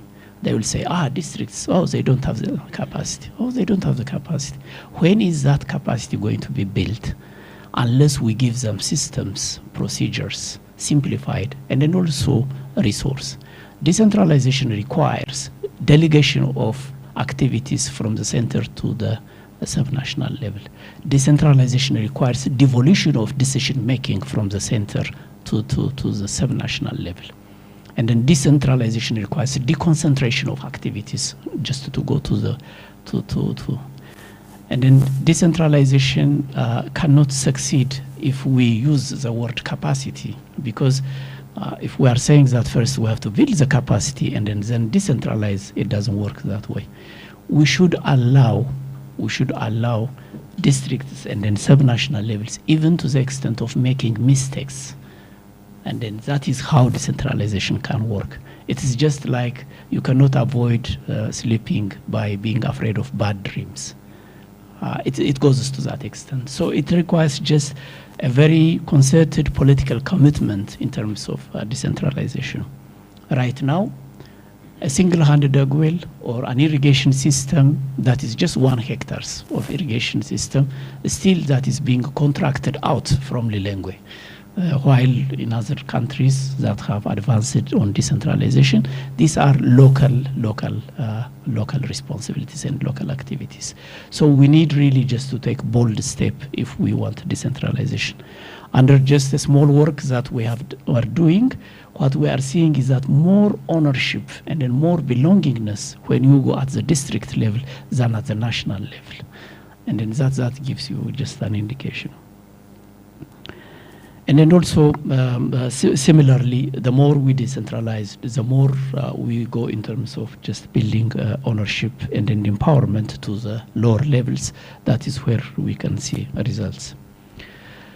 Right now, because of government's understanding quite for some time about the importance of watershed, there are activities going on, but these are isolated kind of pockets here and there. What we are saying is that there is a need to bring all this together and then just scale up if we want to see results. The existing financing mechanisms that we have it's not just a shortage of finance, but the financing mechanisms that we have need to be strategically directed so that they can bring this kind of just change. One of these examples probably that we can give you is that the use of what we call it performance-based grants. These are result-based grants. And then I can give you just a good example. In 2013, the government of Malawi enacted the National Water Resources Act. And in that Water Resources Act required the establishment of National Water Resources Authority. National Water Resources Authority from 2013 up to 2022 was invisible. It was invisible. It was just kind of somewhere. But under the project that we have, we demanded that National Water Resource Authority has to be visible. And then it was Ministry of Water and Sanitation that was immediately after its establishment took the necessary step, and then for the first time, the National Water Resources Authority has a proper executive director. Not only that one, it's not only having executive director, but the National Water Resources Authority in 2022 was heavily dependent on government. The Act requires the National Water Resources Authority to work on a commercial basis by providing services and generate its revenue. In 2022, National Water was just barely 70% was getting subsidy from the government, only just 30% from its services. Today, National Water Resources has flipped that, and then they are able to generate more than 80% of their operational budget, as well as also still minimizing and then targeting to be towards 100%. National Water Resources Authority last year has supported more than 20 million kwacha to 19 catchments from its own source. So when we say targeted, purposely oriented, results-based financing, we mean like that one. And then that's what also we're doing for the project sites that we have seen under the video. And then also the National Water Resources Act of 2013 requires community-level revolving funds to be established. These are very catalytic, small resources, but can trigger a lot of change at the community level. We are talking about a scale of $1,000, $2,000 at a community level. But by using those small resources, communities are making miracles when it comes to at lower level. Not everything is lost here in Malawi. There is still hope that we can get some lessons, that we can get some inspiration from. A concerted effort by partners, by government, local authorities shows this kind of just results. So not everything is kind of just, if we work hard and then if we bring our efforts together, things can change for good. We have few recommendations for your consideration. And then we have categorized our recommendations into 3 thematic areas. The first one is just on land. As repeatedly indicated, that the agricultural practice generally needs a revisit. Actually, it is not only the agricultural practice, it requires the whole holistic thinking of even individual behavioral changes. Last week I was in Cheu, where the dry spell is affecting some of the maize crop, and in some parties drying. The agricultural extension workers, they wanted to introduce drought-resistant crops just on that. And then they were introducing cassava. But the problem is everybody likes sima, and then they were very reluctant in terms of, just to see cassava as a source of food.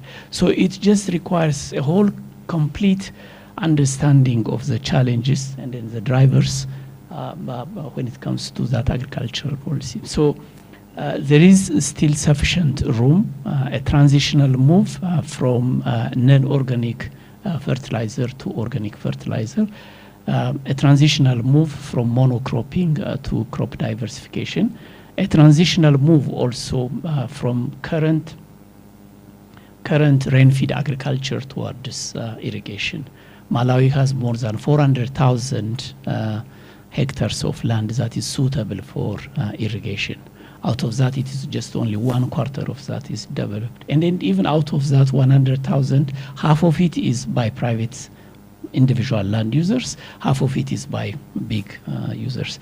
But we think that the remaining 300,000 or more is more suitable for individual farmer-led irrigation, and where we can make a big change.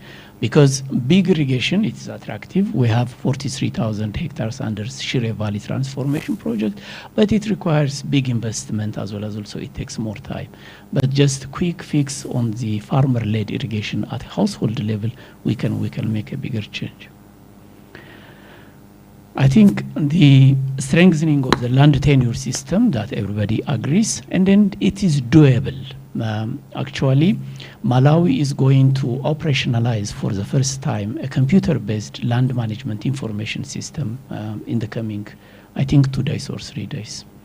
And then that land management information system captures all the necessary information, including biometric data of the land users, and then it gives really a sense of security for eventually by issuing a certificate as title deed.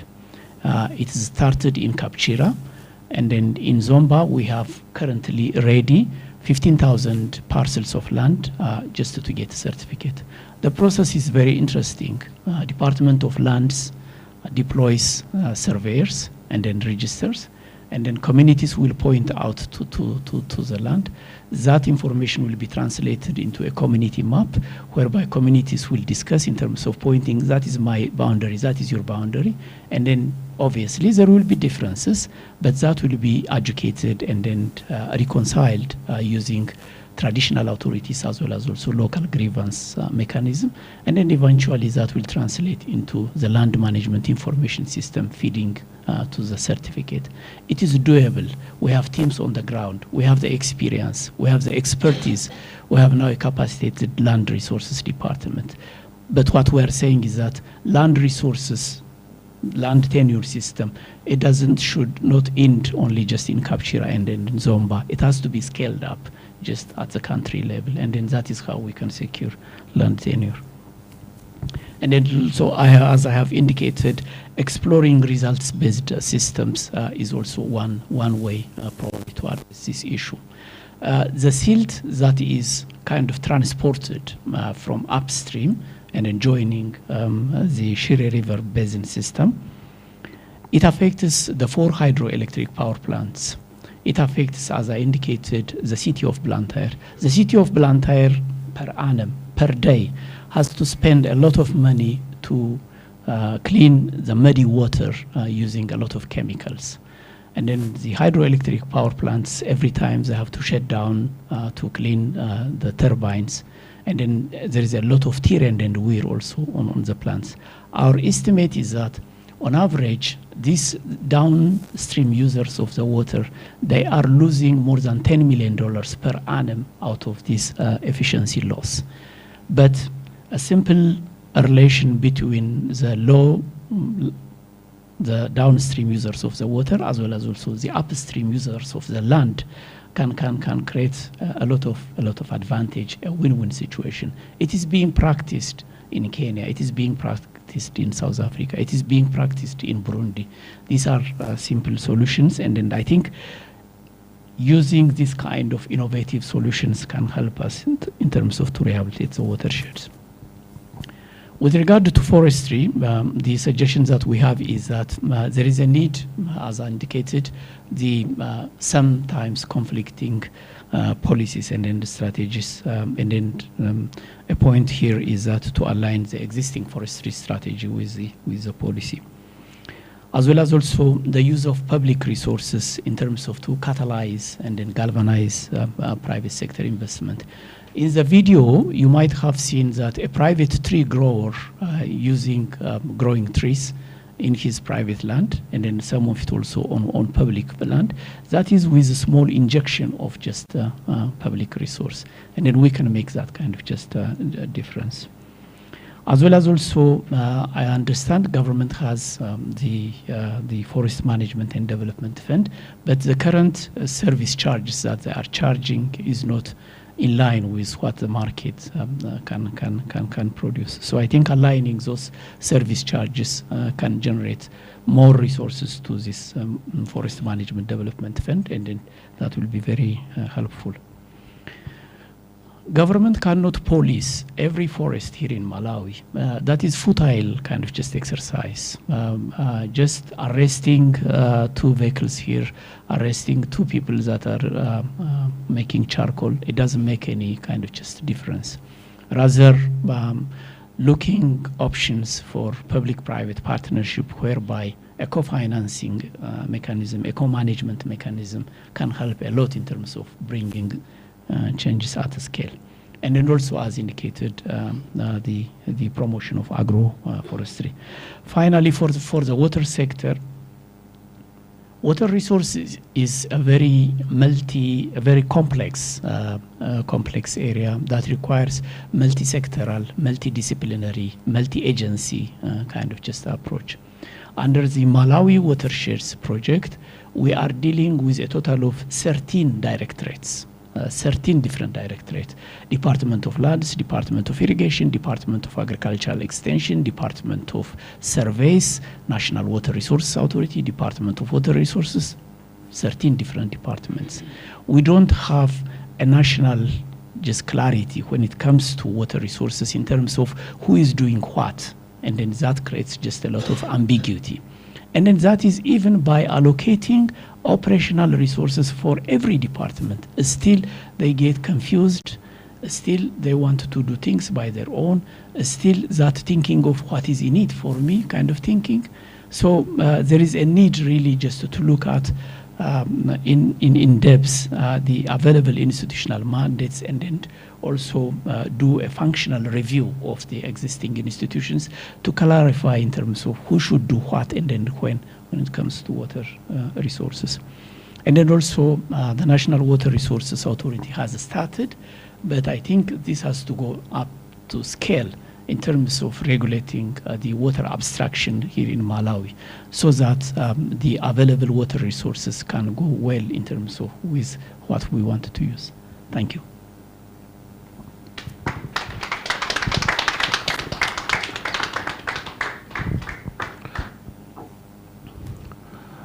Well, thank you so much, Tesfaye, for taking us through the presentation. It's quite captivating and also interesting. I know my colleagues that are in the macro sector, this was also interesting to learn, especially for the watersheds and what's going on there. So we'll quickly get into the quick panel discussion, a quick one. Ephraim is going to moderate again. So he's going to take us through with 2 panelists. I will let Ephraim to come in front and introduce them. And after that, we'll have the speech from the ST. And perhaps one of means I saw you are writing quite a lot. So maybe you would want at some point to bring in 1 or 2 things. And then thereafter, we have the vote of thanks from Hugh Reader. We're trying to catch up with time, but I guess the content and the presentation was quite captivating for us to rush through. So over to you, Ephraim. Thank you very much. We are very tight on time, so we'll make it as tight as possible. Again, to discuss the healthy watersheds for a strong economy, I have Dr. Dwight Kamboko, Executive Director of National Water Resources Authority. If you could come forward, please, Dr. Kamboko. And then Ms. Doreen Chanje, Chief Executive, Shire Best. Once again, if you could come in front and join me here.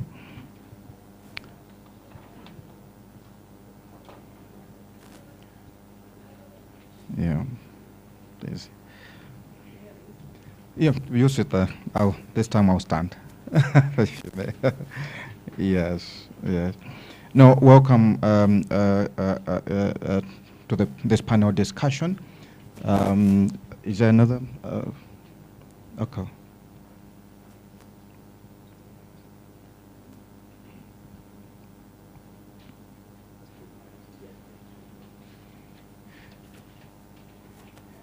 Yeah, from the presentation, it was very, very clear that the policy framework for watersheds in Malawi is deemed relatively strong. Yet it was also clear that both local and central governments continue to struggle to implement the policy and legislation. The meme highlights that cross-sectoral coordination and collaboration is weak, monitoring is limited, and compliance is extremely low. So what do you think are the underlying factors that are leading to this, and what could be done if implemented effectively to address these challenges? If I can start with you, Ms. Chanja. Thank you.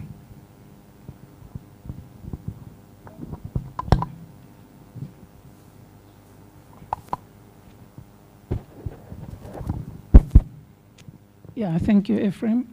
Yeah, indeed, the meme does clarify that cross-sectoral coordination is quite weak, and as a result, monitoring is also on the weaker side. So what could be the underlying factors? My thinking is that the watershed problems are multi-sectoral. That we agree. If you recall the image that was shown here of what a watershed looks like, you can clearly see that it's not a single spot where you have only one actor present. It's a landscape that is huge, and in that landscape we've got a lot of actors. So it follows then that the problems that are in there are going also to affect a lot of actors. So when we look at our existing governance structure in the country, the governance structures are created in silos. They are okay because they serve a purpose like that. However, the problem that we are dealing with requires that those silos break out and learn to work together. Now, for many reasons, that is a problem. It's a problem because each governance structure is following their own targets, and they want to achieve those targets. Funding is limited, and coordination by its nature is an expensive activity. It's a lengthy activity. And therefore, in order to chase those targets and achieve them, people would rather let me just follow my targets and forget about the bigger picture of bringing everybody on board. So what can be done? That was your question, I think. So my thinking is that when we look at the watershed, let's look at it as an ecosystem that is made up of several parts, an ecosystem that provides a lot of services to many stakeholders. When we realign our thinking and look at the ecosystem services that are being derived and bring the stakeholders on board, everyone who is benefiting from those services, the roles become clear very, very easily. And then everybody begins to realize that for my benefit to be sustained, I need to collaborate. If I don't collaborate, even the service that I'm getting is going to be affected. So it's now a question of just looking at the problem from a different perspective. The problem remains the same, but we look at it with different set of lens. But then you also want to say, so who is going to be the lead coordinator? Because you still need somebody to coordinate. So the existing governance structures that we have, the existing policies that we have, provide already a framework where that coordination can easily be allocated. So if I may stop there, thank you. Yeah, so Dr. Kamboku, the laws are there. Generally, the legal and regulatory framework is sound. Why aren't we moving forward?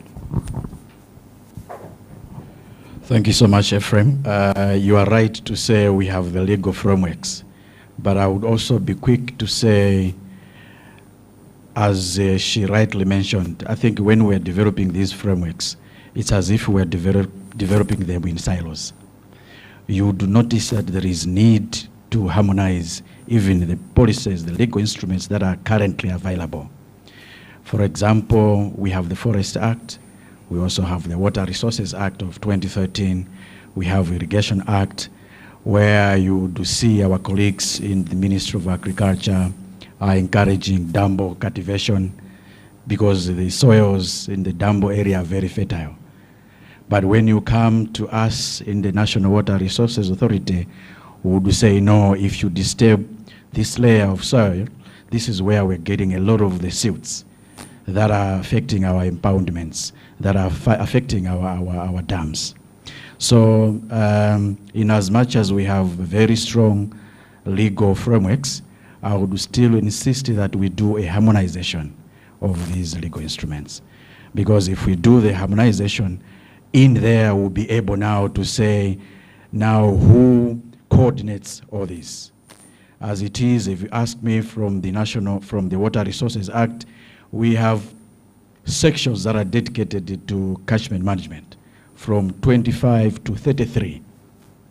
And if you go to maybe land resource, they're also working on something that is speaking to activities within the watershed. So the harmonization of these legal instruments, to me, is very key. When we're doing the harmonization, we should also be able to say, okay, should the national coordination be championed by NWRA, or should it be championed by institution Y? The advantage of that is that eventually to help the programming budgeting kind of approach, where we have a program versus the isolated funds that we have. Colleagues in the forestry, they have their own fund. Colleagues in land resource, they could have their own fund. That's not what we need. Probably the concept of MWASIP could be the starting point, because MWASIP is more or less like a program-based approach of financing. But we can only do that if we have a legal instrument that empowers this institution. If you ask me, the authority, National Water Resources Authority, would be very much willing to lead in the coordination of the watershed management activities.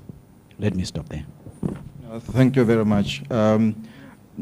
So 2030 is almost here. It's less than 6 years now, maybe 5. And that's the first implementation plan of the Malawi 2063. And I think this particular issue is critical to achievement of the targets that were put in 2030. And here, the key word that is coming out from both panels is the issue of harmonization, either of the programming or implementation of the same across sectors. But I also noted from the presentations the criticality of the private sector in this process. If it is to work, we need to bring in the private sector as investors, as partners in there. Now, given all this and the legal and regulatory issues that you have raised, just in brief, what are the critical steps that have to be taken to improve or at least launch this coordinated effort as we head towards 2030? Let me start with you, Doctor. Thank you so much, Ephraim. There was another, let me digress a bit. There was another element that was highlighted by Tesfaye when he was making the presentation to say the agricultural input policy, for example, to us in the watershed management is a big problem. A big problem because we are advising the use of inorganic fertilizers, and when it rains, the nitrogen from these fertilizers are carried down into our rivers. You saw in the video at Liwonde Kamus Barrage, we are harvesting tons and tons of aquatic weeds. Those aquatic weeds are growing very healthy because there is nitrogen, tons and tons of nitrogen that is coming from these inorganic fertilizers. And he rightly said there is no incentive for the farmers to do conservation agriculture, for example. The approach that we are proposing as technicians in the watershed management is that why can't AIP go the ecosystem approach? Ecosystem approach to mean instead of giving out the inorganic fertilizers, why can't we encourage them to do conservation agriculture, and why can't we link them up with carbon markets, for example? Because there is carbon trading these days.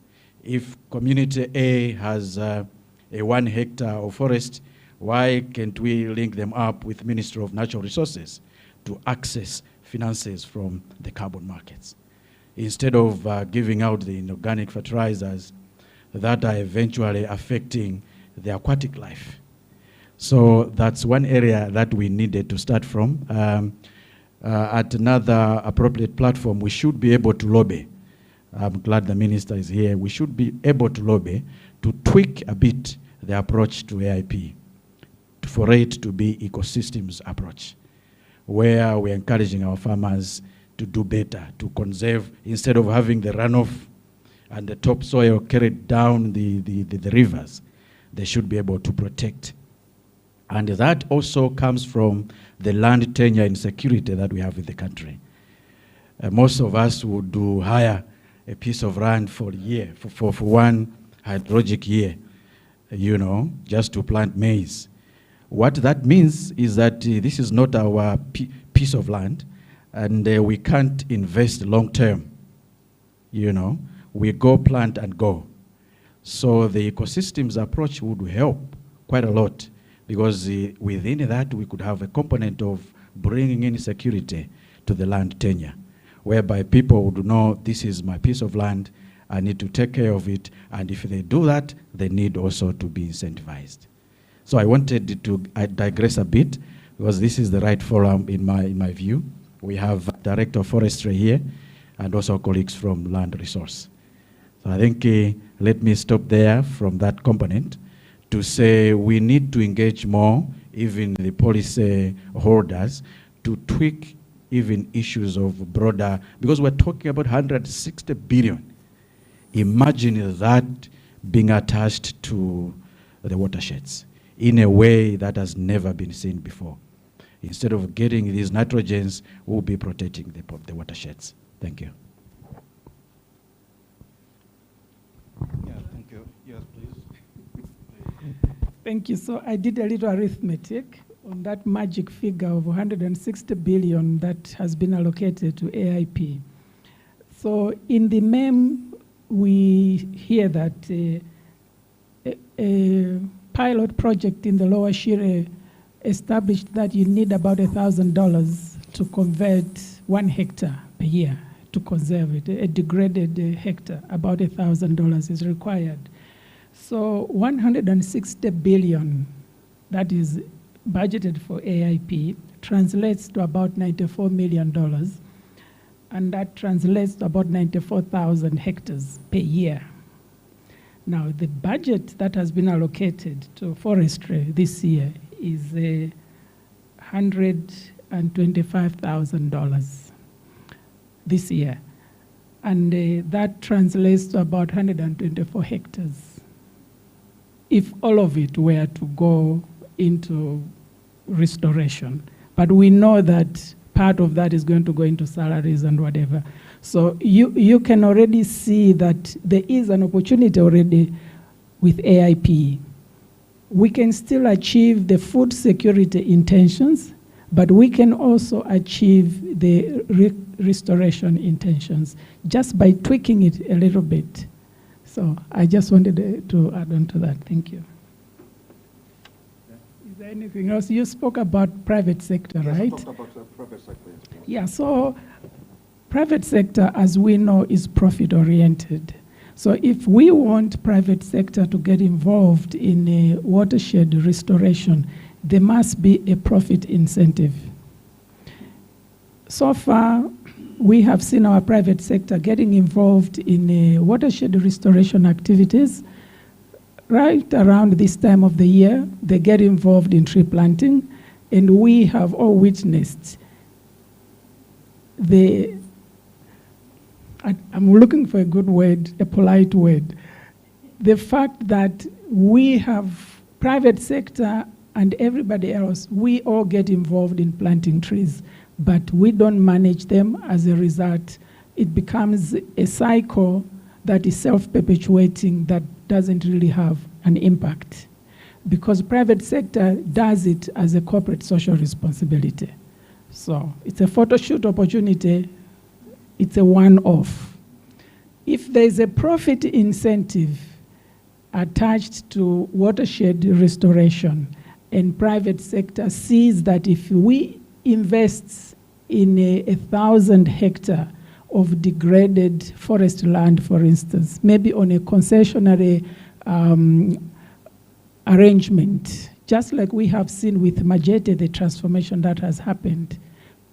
If we can start thinking around that, and I think there are already efforts in that.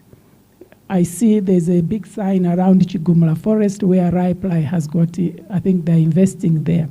So if we can scale up that model, and private sector sees that if we invest in here, we will be able to get our money maybe 20 years down the line, we could probably see a restoration revolution in a very short period of time. Thank you.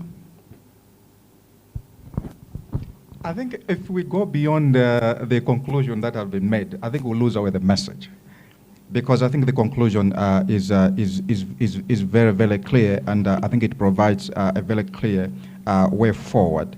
Dr. Dwight Kamboko, thank you very much.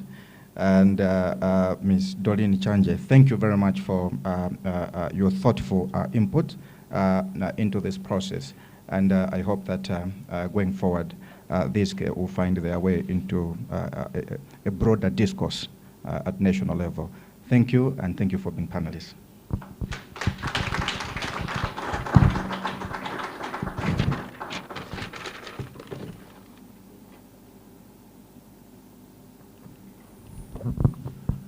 Well, thank you so much, Ephraim and the panelists.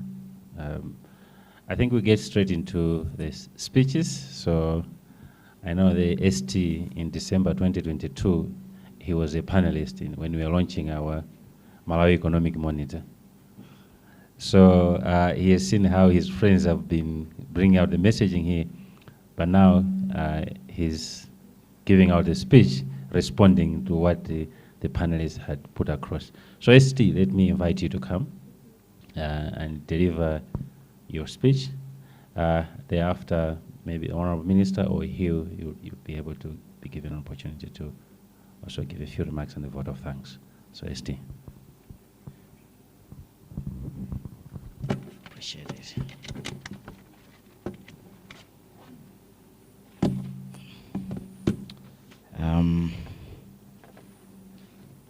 You're putting me on a spot. You want me to take a different side, but I'll try to be as ST as possible. Honorable Minister, Hugh, Principal Secretary in Water, I think you are the happiest PS as far as I'm concerned from the position that I stand. I think you are the happiest PS in government right now. People will know why soon. Colleagues, I've seen my boss there, Prof. Nasa Chitera is here also. And everyone, CEOs, Legani, my friend, is here as well. Thank you very much for coming. What is going to be my response? Should it be a response, first of all? That should have been the thing that we needed to discuss. But, Honorable Minister, colleagues, yesterday, I got home to a very interesting situation. My son, he's 10, he has been drafted into the school band. And yesterday he did a different thing from what he did when he was drafted into the school team, football team. When he was drafted into the school football team, he came shouting and told us all, I'm now in the school team. And we were all like looking at him, school team so hard. This good, this good, this good, this good. A week later, he asked me, why were people not excited when I was drafted into the school team? And then I said, it's just a school team. He said, no, it's a big thing. We were many of us competing. It's a big thing. Sorry, next time tell us in the right way. Okay, so what would be the right way? You should gather so. We should sit, probably after dinner, and then transmit the message. Yesterday, he did exactly that. So he's been drafted into the school band, so he called us to the sitting room. We all sat down. What's the news? I would like to talk to you people. I want you to know that I've been drafted into the school band. I am the pianist. So right now, everyone at home, including my dad, we know that my son is now in the school band. And that's what is not happening in Malawi right now. When I was on the other side, being a commentator like Betha, I didn't know a lot. I didn't know much about what is happening out there in the world. The problem is that we are not telling the story in the right way. That's why it is taking the World Bank to tell us that the country is now turning the corner. The World Bank. The World Bank are not Malawians. Sorry, Hugh. I know you want to be a Malawian.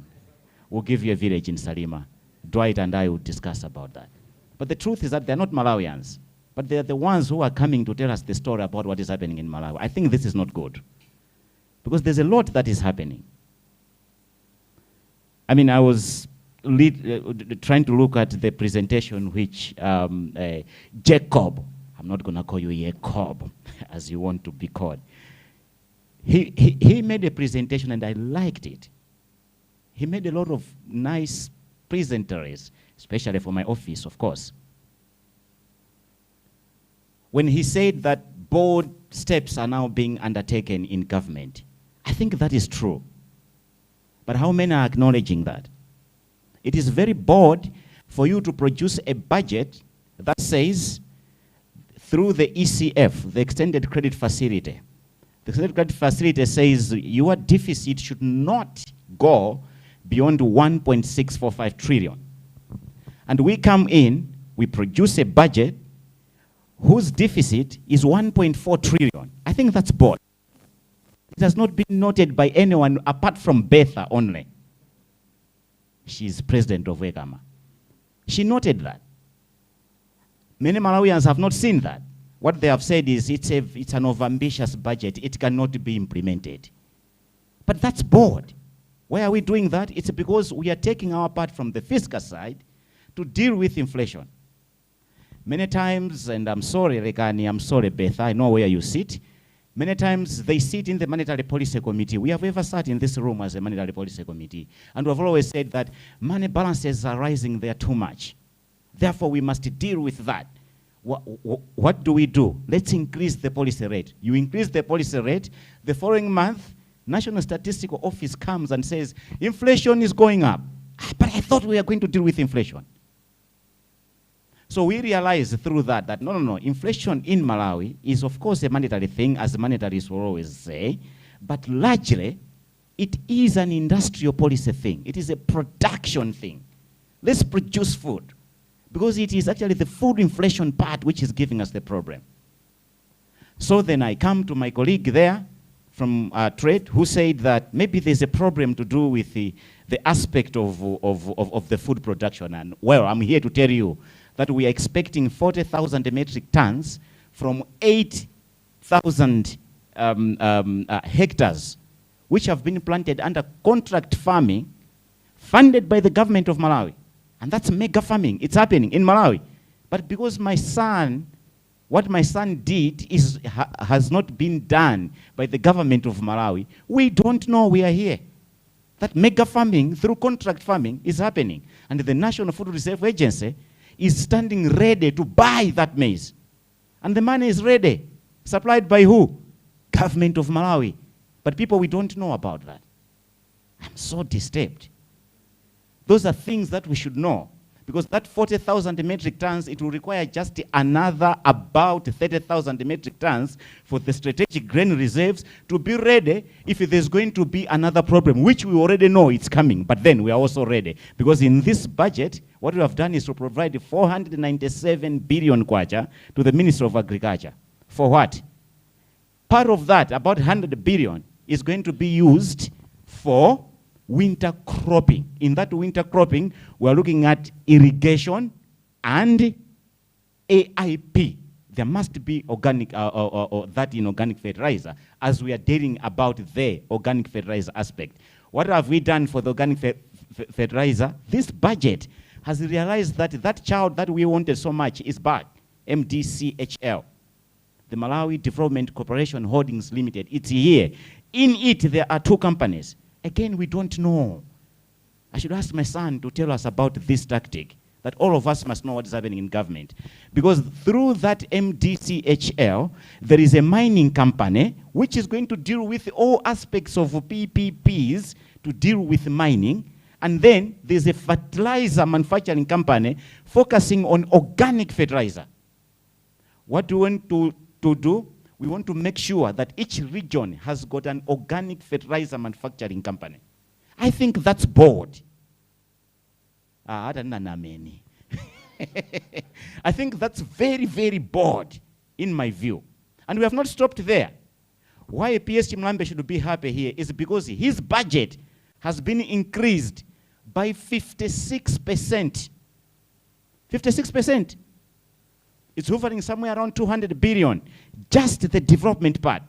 So if he's not going to build a dam that is going to take care of harvesting water, it's not the ST's problem. It's the PS's problem, because the allocation has happened. And we have gone beyond allocation because my office has said. So it's going beyond allocation because my office has said that sometimes you allocate, but allocating is not disbursement. So the vice chancellor there can be allocated 20 billion for MUBAS. But now let's disburse. That's where it becomes to be a problem, right? The actual funding. So we have said we are going to come up with a funding mechanism. So no matter what, we are going to use that guideline to say that, okay, we said that for MUBAS it's 30 billion. They must receive 30 billion by March of 2025. So, Honorable Minister and the PS, they are going to receive their allocation as it has been allocated. It's not just a number on a budget paper. It's going to be allocated for real. That way, some of those sacred cows are not going to be the ones that are going to be funded all the time. So you allocate, you should also fund. Because that's the problem that we are facing, Panopa. The next thing is the private sector angle, which I think Doreen has brought. It's a very beautiful thing. By the way, the Malawi Carbon Initiative is in my office. And we have taken very huge steps. Part of that is to say that the aspects of mega farms, myself, for example, in Chikwawa, what am I doing? I've got 30 hectares. The only thing I've done is to plant trees. So there are trees, and I'm taking care of the trees because I know about Article 6. In that Article 6, you are able to get a lot of money through carbon credits. If many of us knew about this, we would not have been planting maize, would not have been planting whatever we do.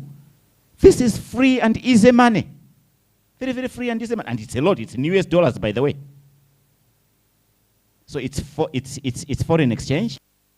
It's money, a lot of it. And you're just sitting at home. What's best?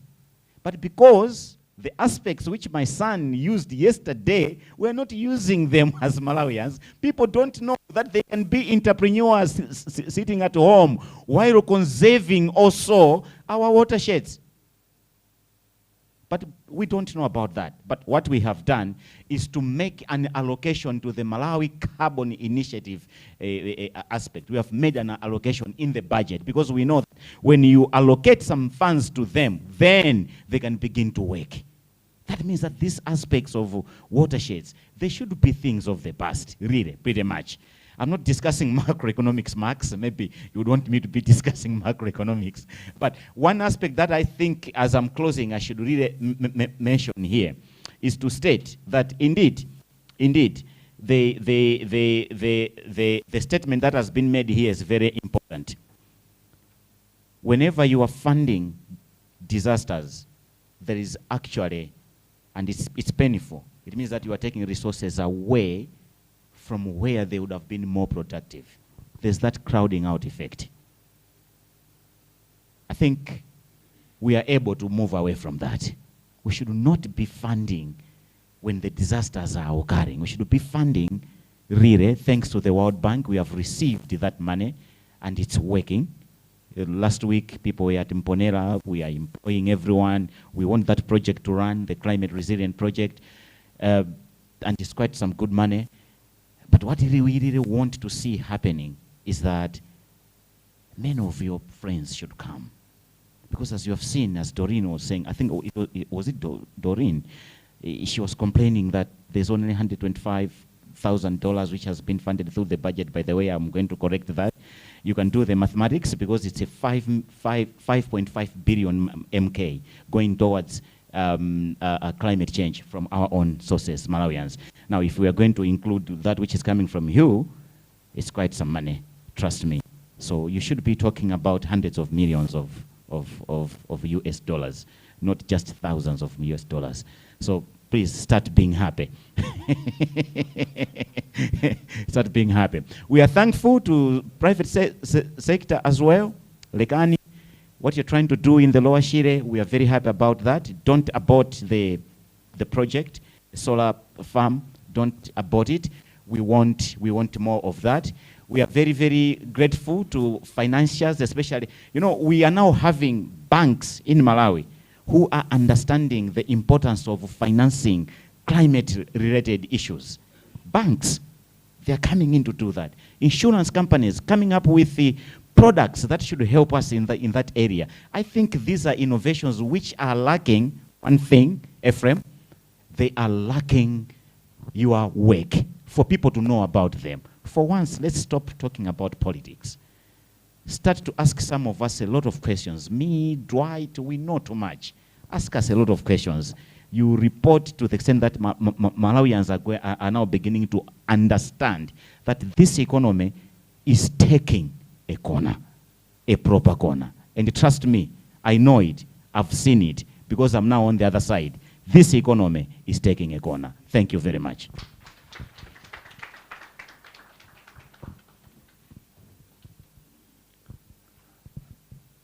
Well, I don't want to add anything else from there. Honorable Minister, Honorable Minister, can I invite you just for a quick synopsis, a brief?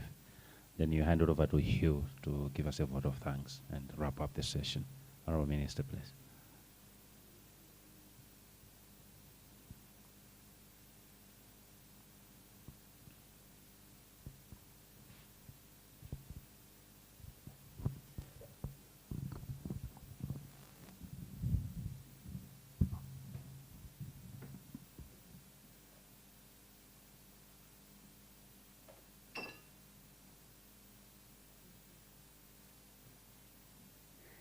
Thank you once again, Mr. Moderator. Obviously, firstly, we would like to thank His Excellency the President for increasing our budgets. Obviously, it will have to go through Parliament for approval. But if we're looking at everything that's going on, if you look at last year's budget from the donors, we received 30 billion kwacha, and this year it has increased to 181 billion. Of course, approval through the Finance Ministry and His Excellency. So that's a huge increase in terms of WASH. And then again, when we go to that's a 489% increase. That's amazing. And then if we go again to the actual budgets, from 47 billion to 202 billion, which is a 334% increase, which is also, we're so grateful for, because WASH is getting the attention it deserves. There's so much we can do in terms of the people's needs and the gaps we're facing in the industry. We're also looking at information management system that we've been looking at for the past 1.5 years. But I'm thinking by at least end of this year, it should come to fruition. And that will be very exciting, because we will realize the gaps we have in the WASH sector, especially in the rural areas where we actually don't know, where we don't have enough water for clean water for everyone. We would also make sure we conserve in terms of, the catchment areas, protected from degradation, siltation, pollution, and make sure we mitigate and assist people, because what's happening right now is information dissemination. Take, for example, TESFA came up and said, oh, our water, there's water scarcity right now, and over the past 20 years, we've lost so much in terms of water. In layman's terms, when people look at it, they say, what is he talking about? We have a lake. What is he talking about scarcity? People do not understand that we're talking about the rivers and the lakes that are being degraded around us. So we need to look at information dissemination to let the populations understand, by them cutting down the trees and using it for charcoal, they're going to cause suffering, not to only our generation, but for generations to come. To let them understand that by growing trees, they're going to make a huge difference. And the pictures that we saw right here, for us, we see it often. I could be actually literally a technocrat, because I see this very often with regards to the MOSIP projects and everything that's been going on. But the populations out there do not understand what is going on with regards to the degradation and the problems that we're facing with regards to water scarcity. So we're looking at obviously protecting all our catchments. These are in Blantyre, Zomba, Ncheo, Neno, Machinga. These are all the big catchment areas. We have 19 of them that need to be taken care of. So as a ministry, obviously through the Ministry of Natural Resources and our Water Resource Authority, we will make sure that we take care of these catchment areas, and put more seriousness into doing this. And we'd also like to thank the Natural Resource Authority for raising their own funding, which was up to 25 million kwacha, which we did not expect them to do, obviously because they've been charging here and there for different, for boreholes and things like that. And also, we're looking at dams that will assist us with regards to agriculture, like food security, when we're talking about fish farming. We've already started that with the Mosti project. But when we're talking about dams also, we have to look at aquifer recharge. How do we recharge those aquifers that we're losing? Like in the rural areas, all our water is mainly taken from the aquifers. So this is also something that we have to take seriously and look into in this coming year of how we can see that we're getting attention in WASH. And we like to thank His Excellency the President for giving us so much funding in the WASH sector. And thank you so much to the World Bank for having this very, very important meeting today. God bless you all. Thank you.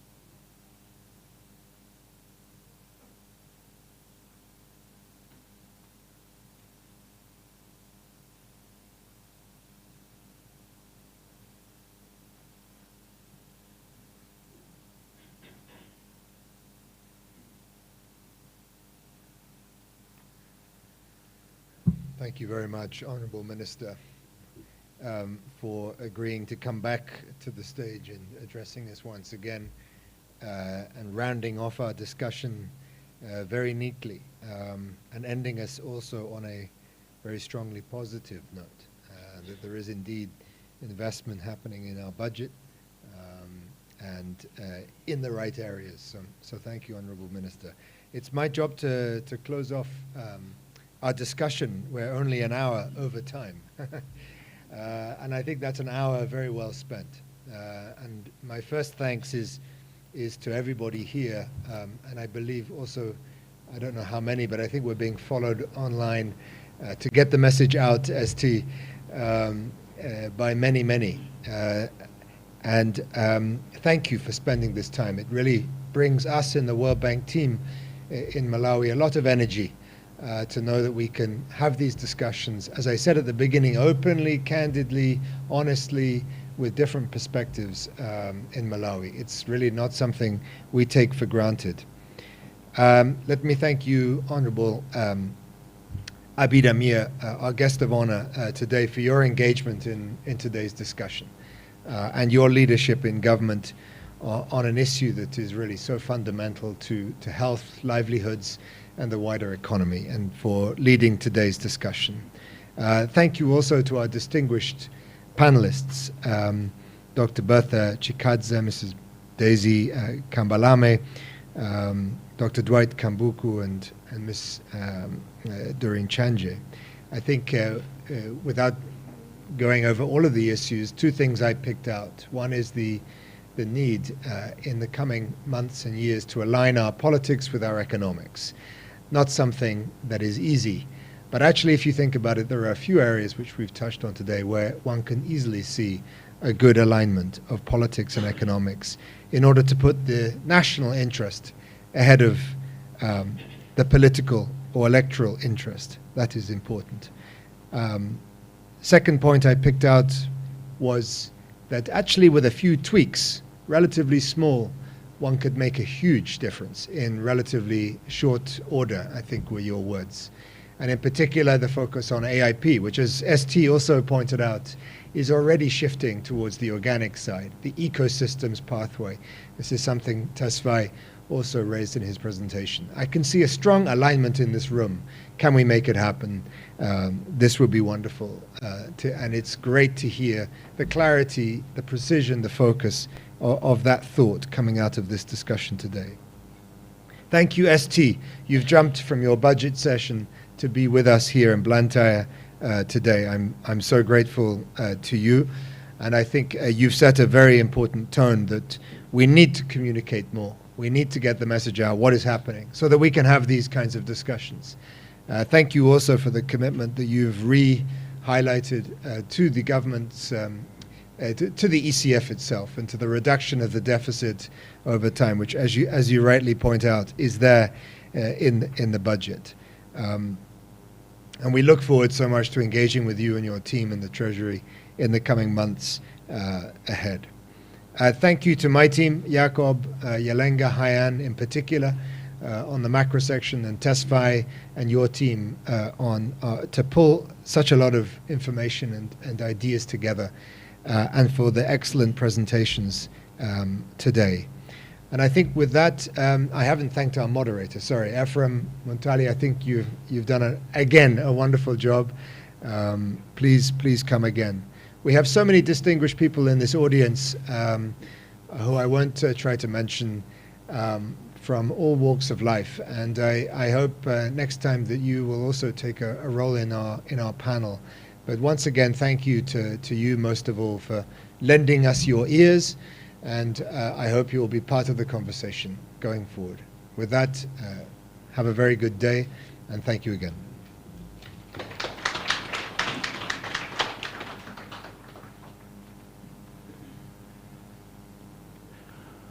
Well, thank you so much, Honorable Minister, and the rest of our distinguished panelists. This marks the end of our engagement session, which we started in the morning, we finished this afternoon.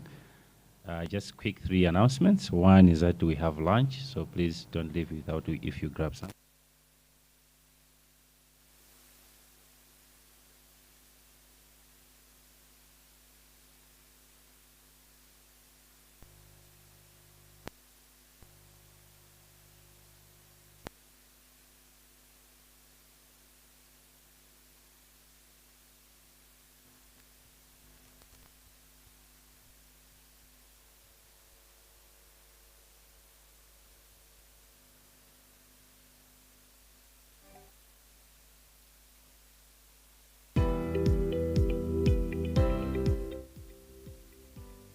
At watershed, it means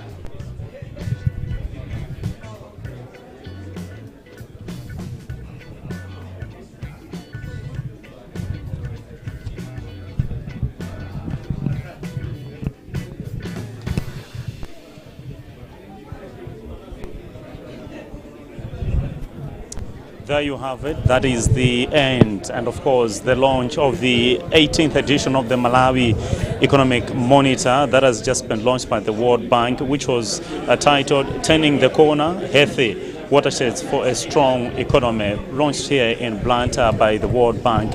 And, of course, we also heard from Rido, the country manager for World Bank, who did paint a picture on the country's macroeconomic situation in the country. And there is hope for Malawi to turn the corner, as it has been said by different speakers here.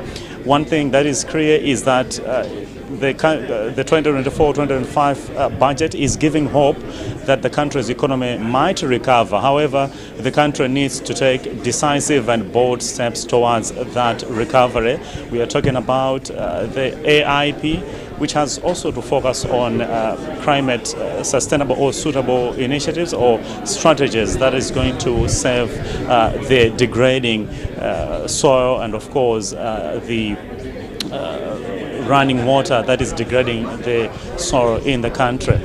They have also said that the country ought to focus on reducing the rising domestic debt, the rising inflation, and of course the trade balances. If all these are addressed, the World Bank is signaling the country's economy might just grow beyond the 3.4, 3.6 projections that we've heard.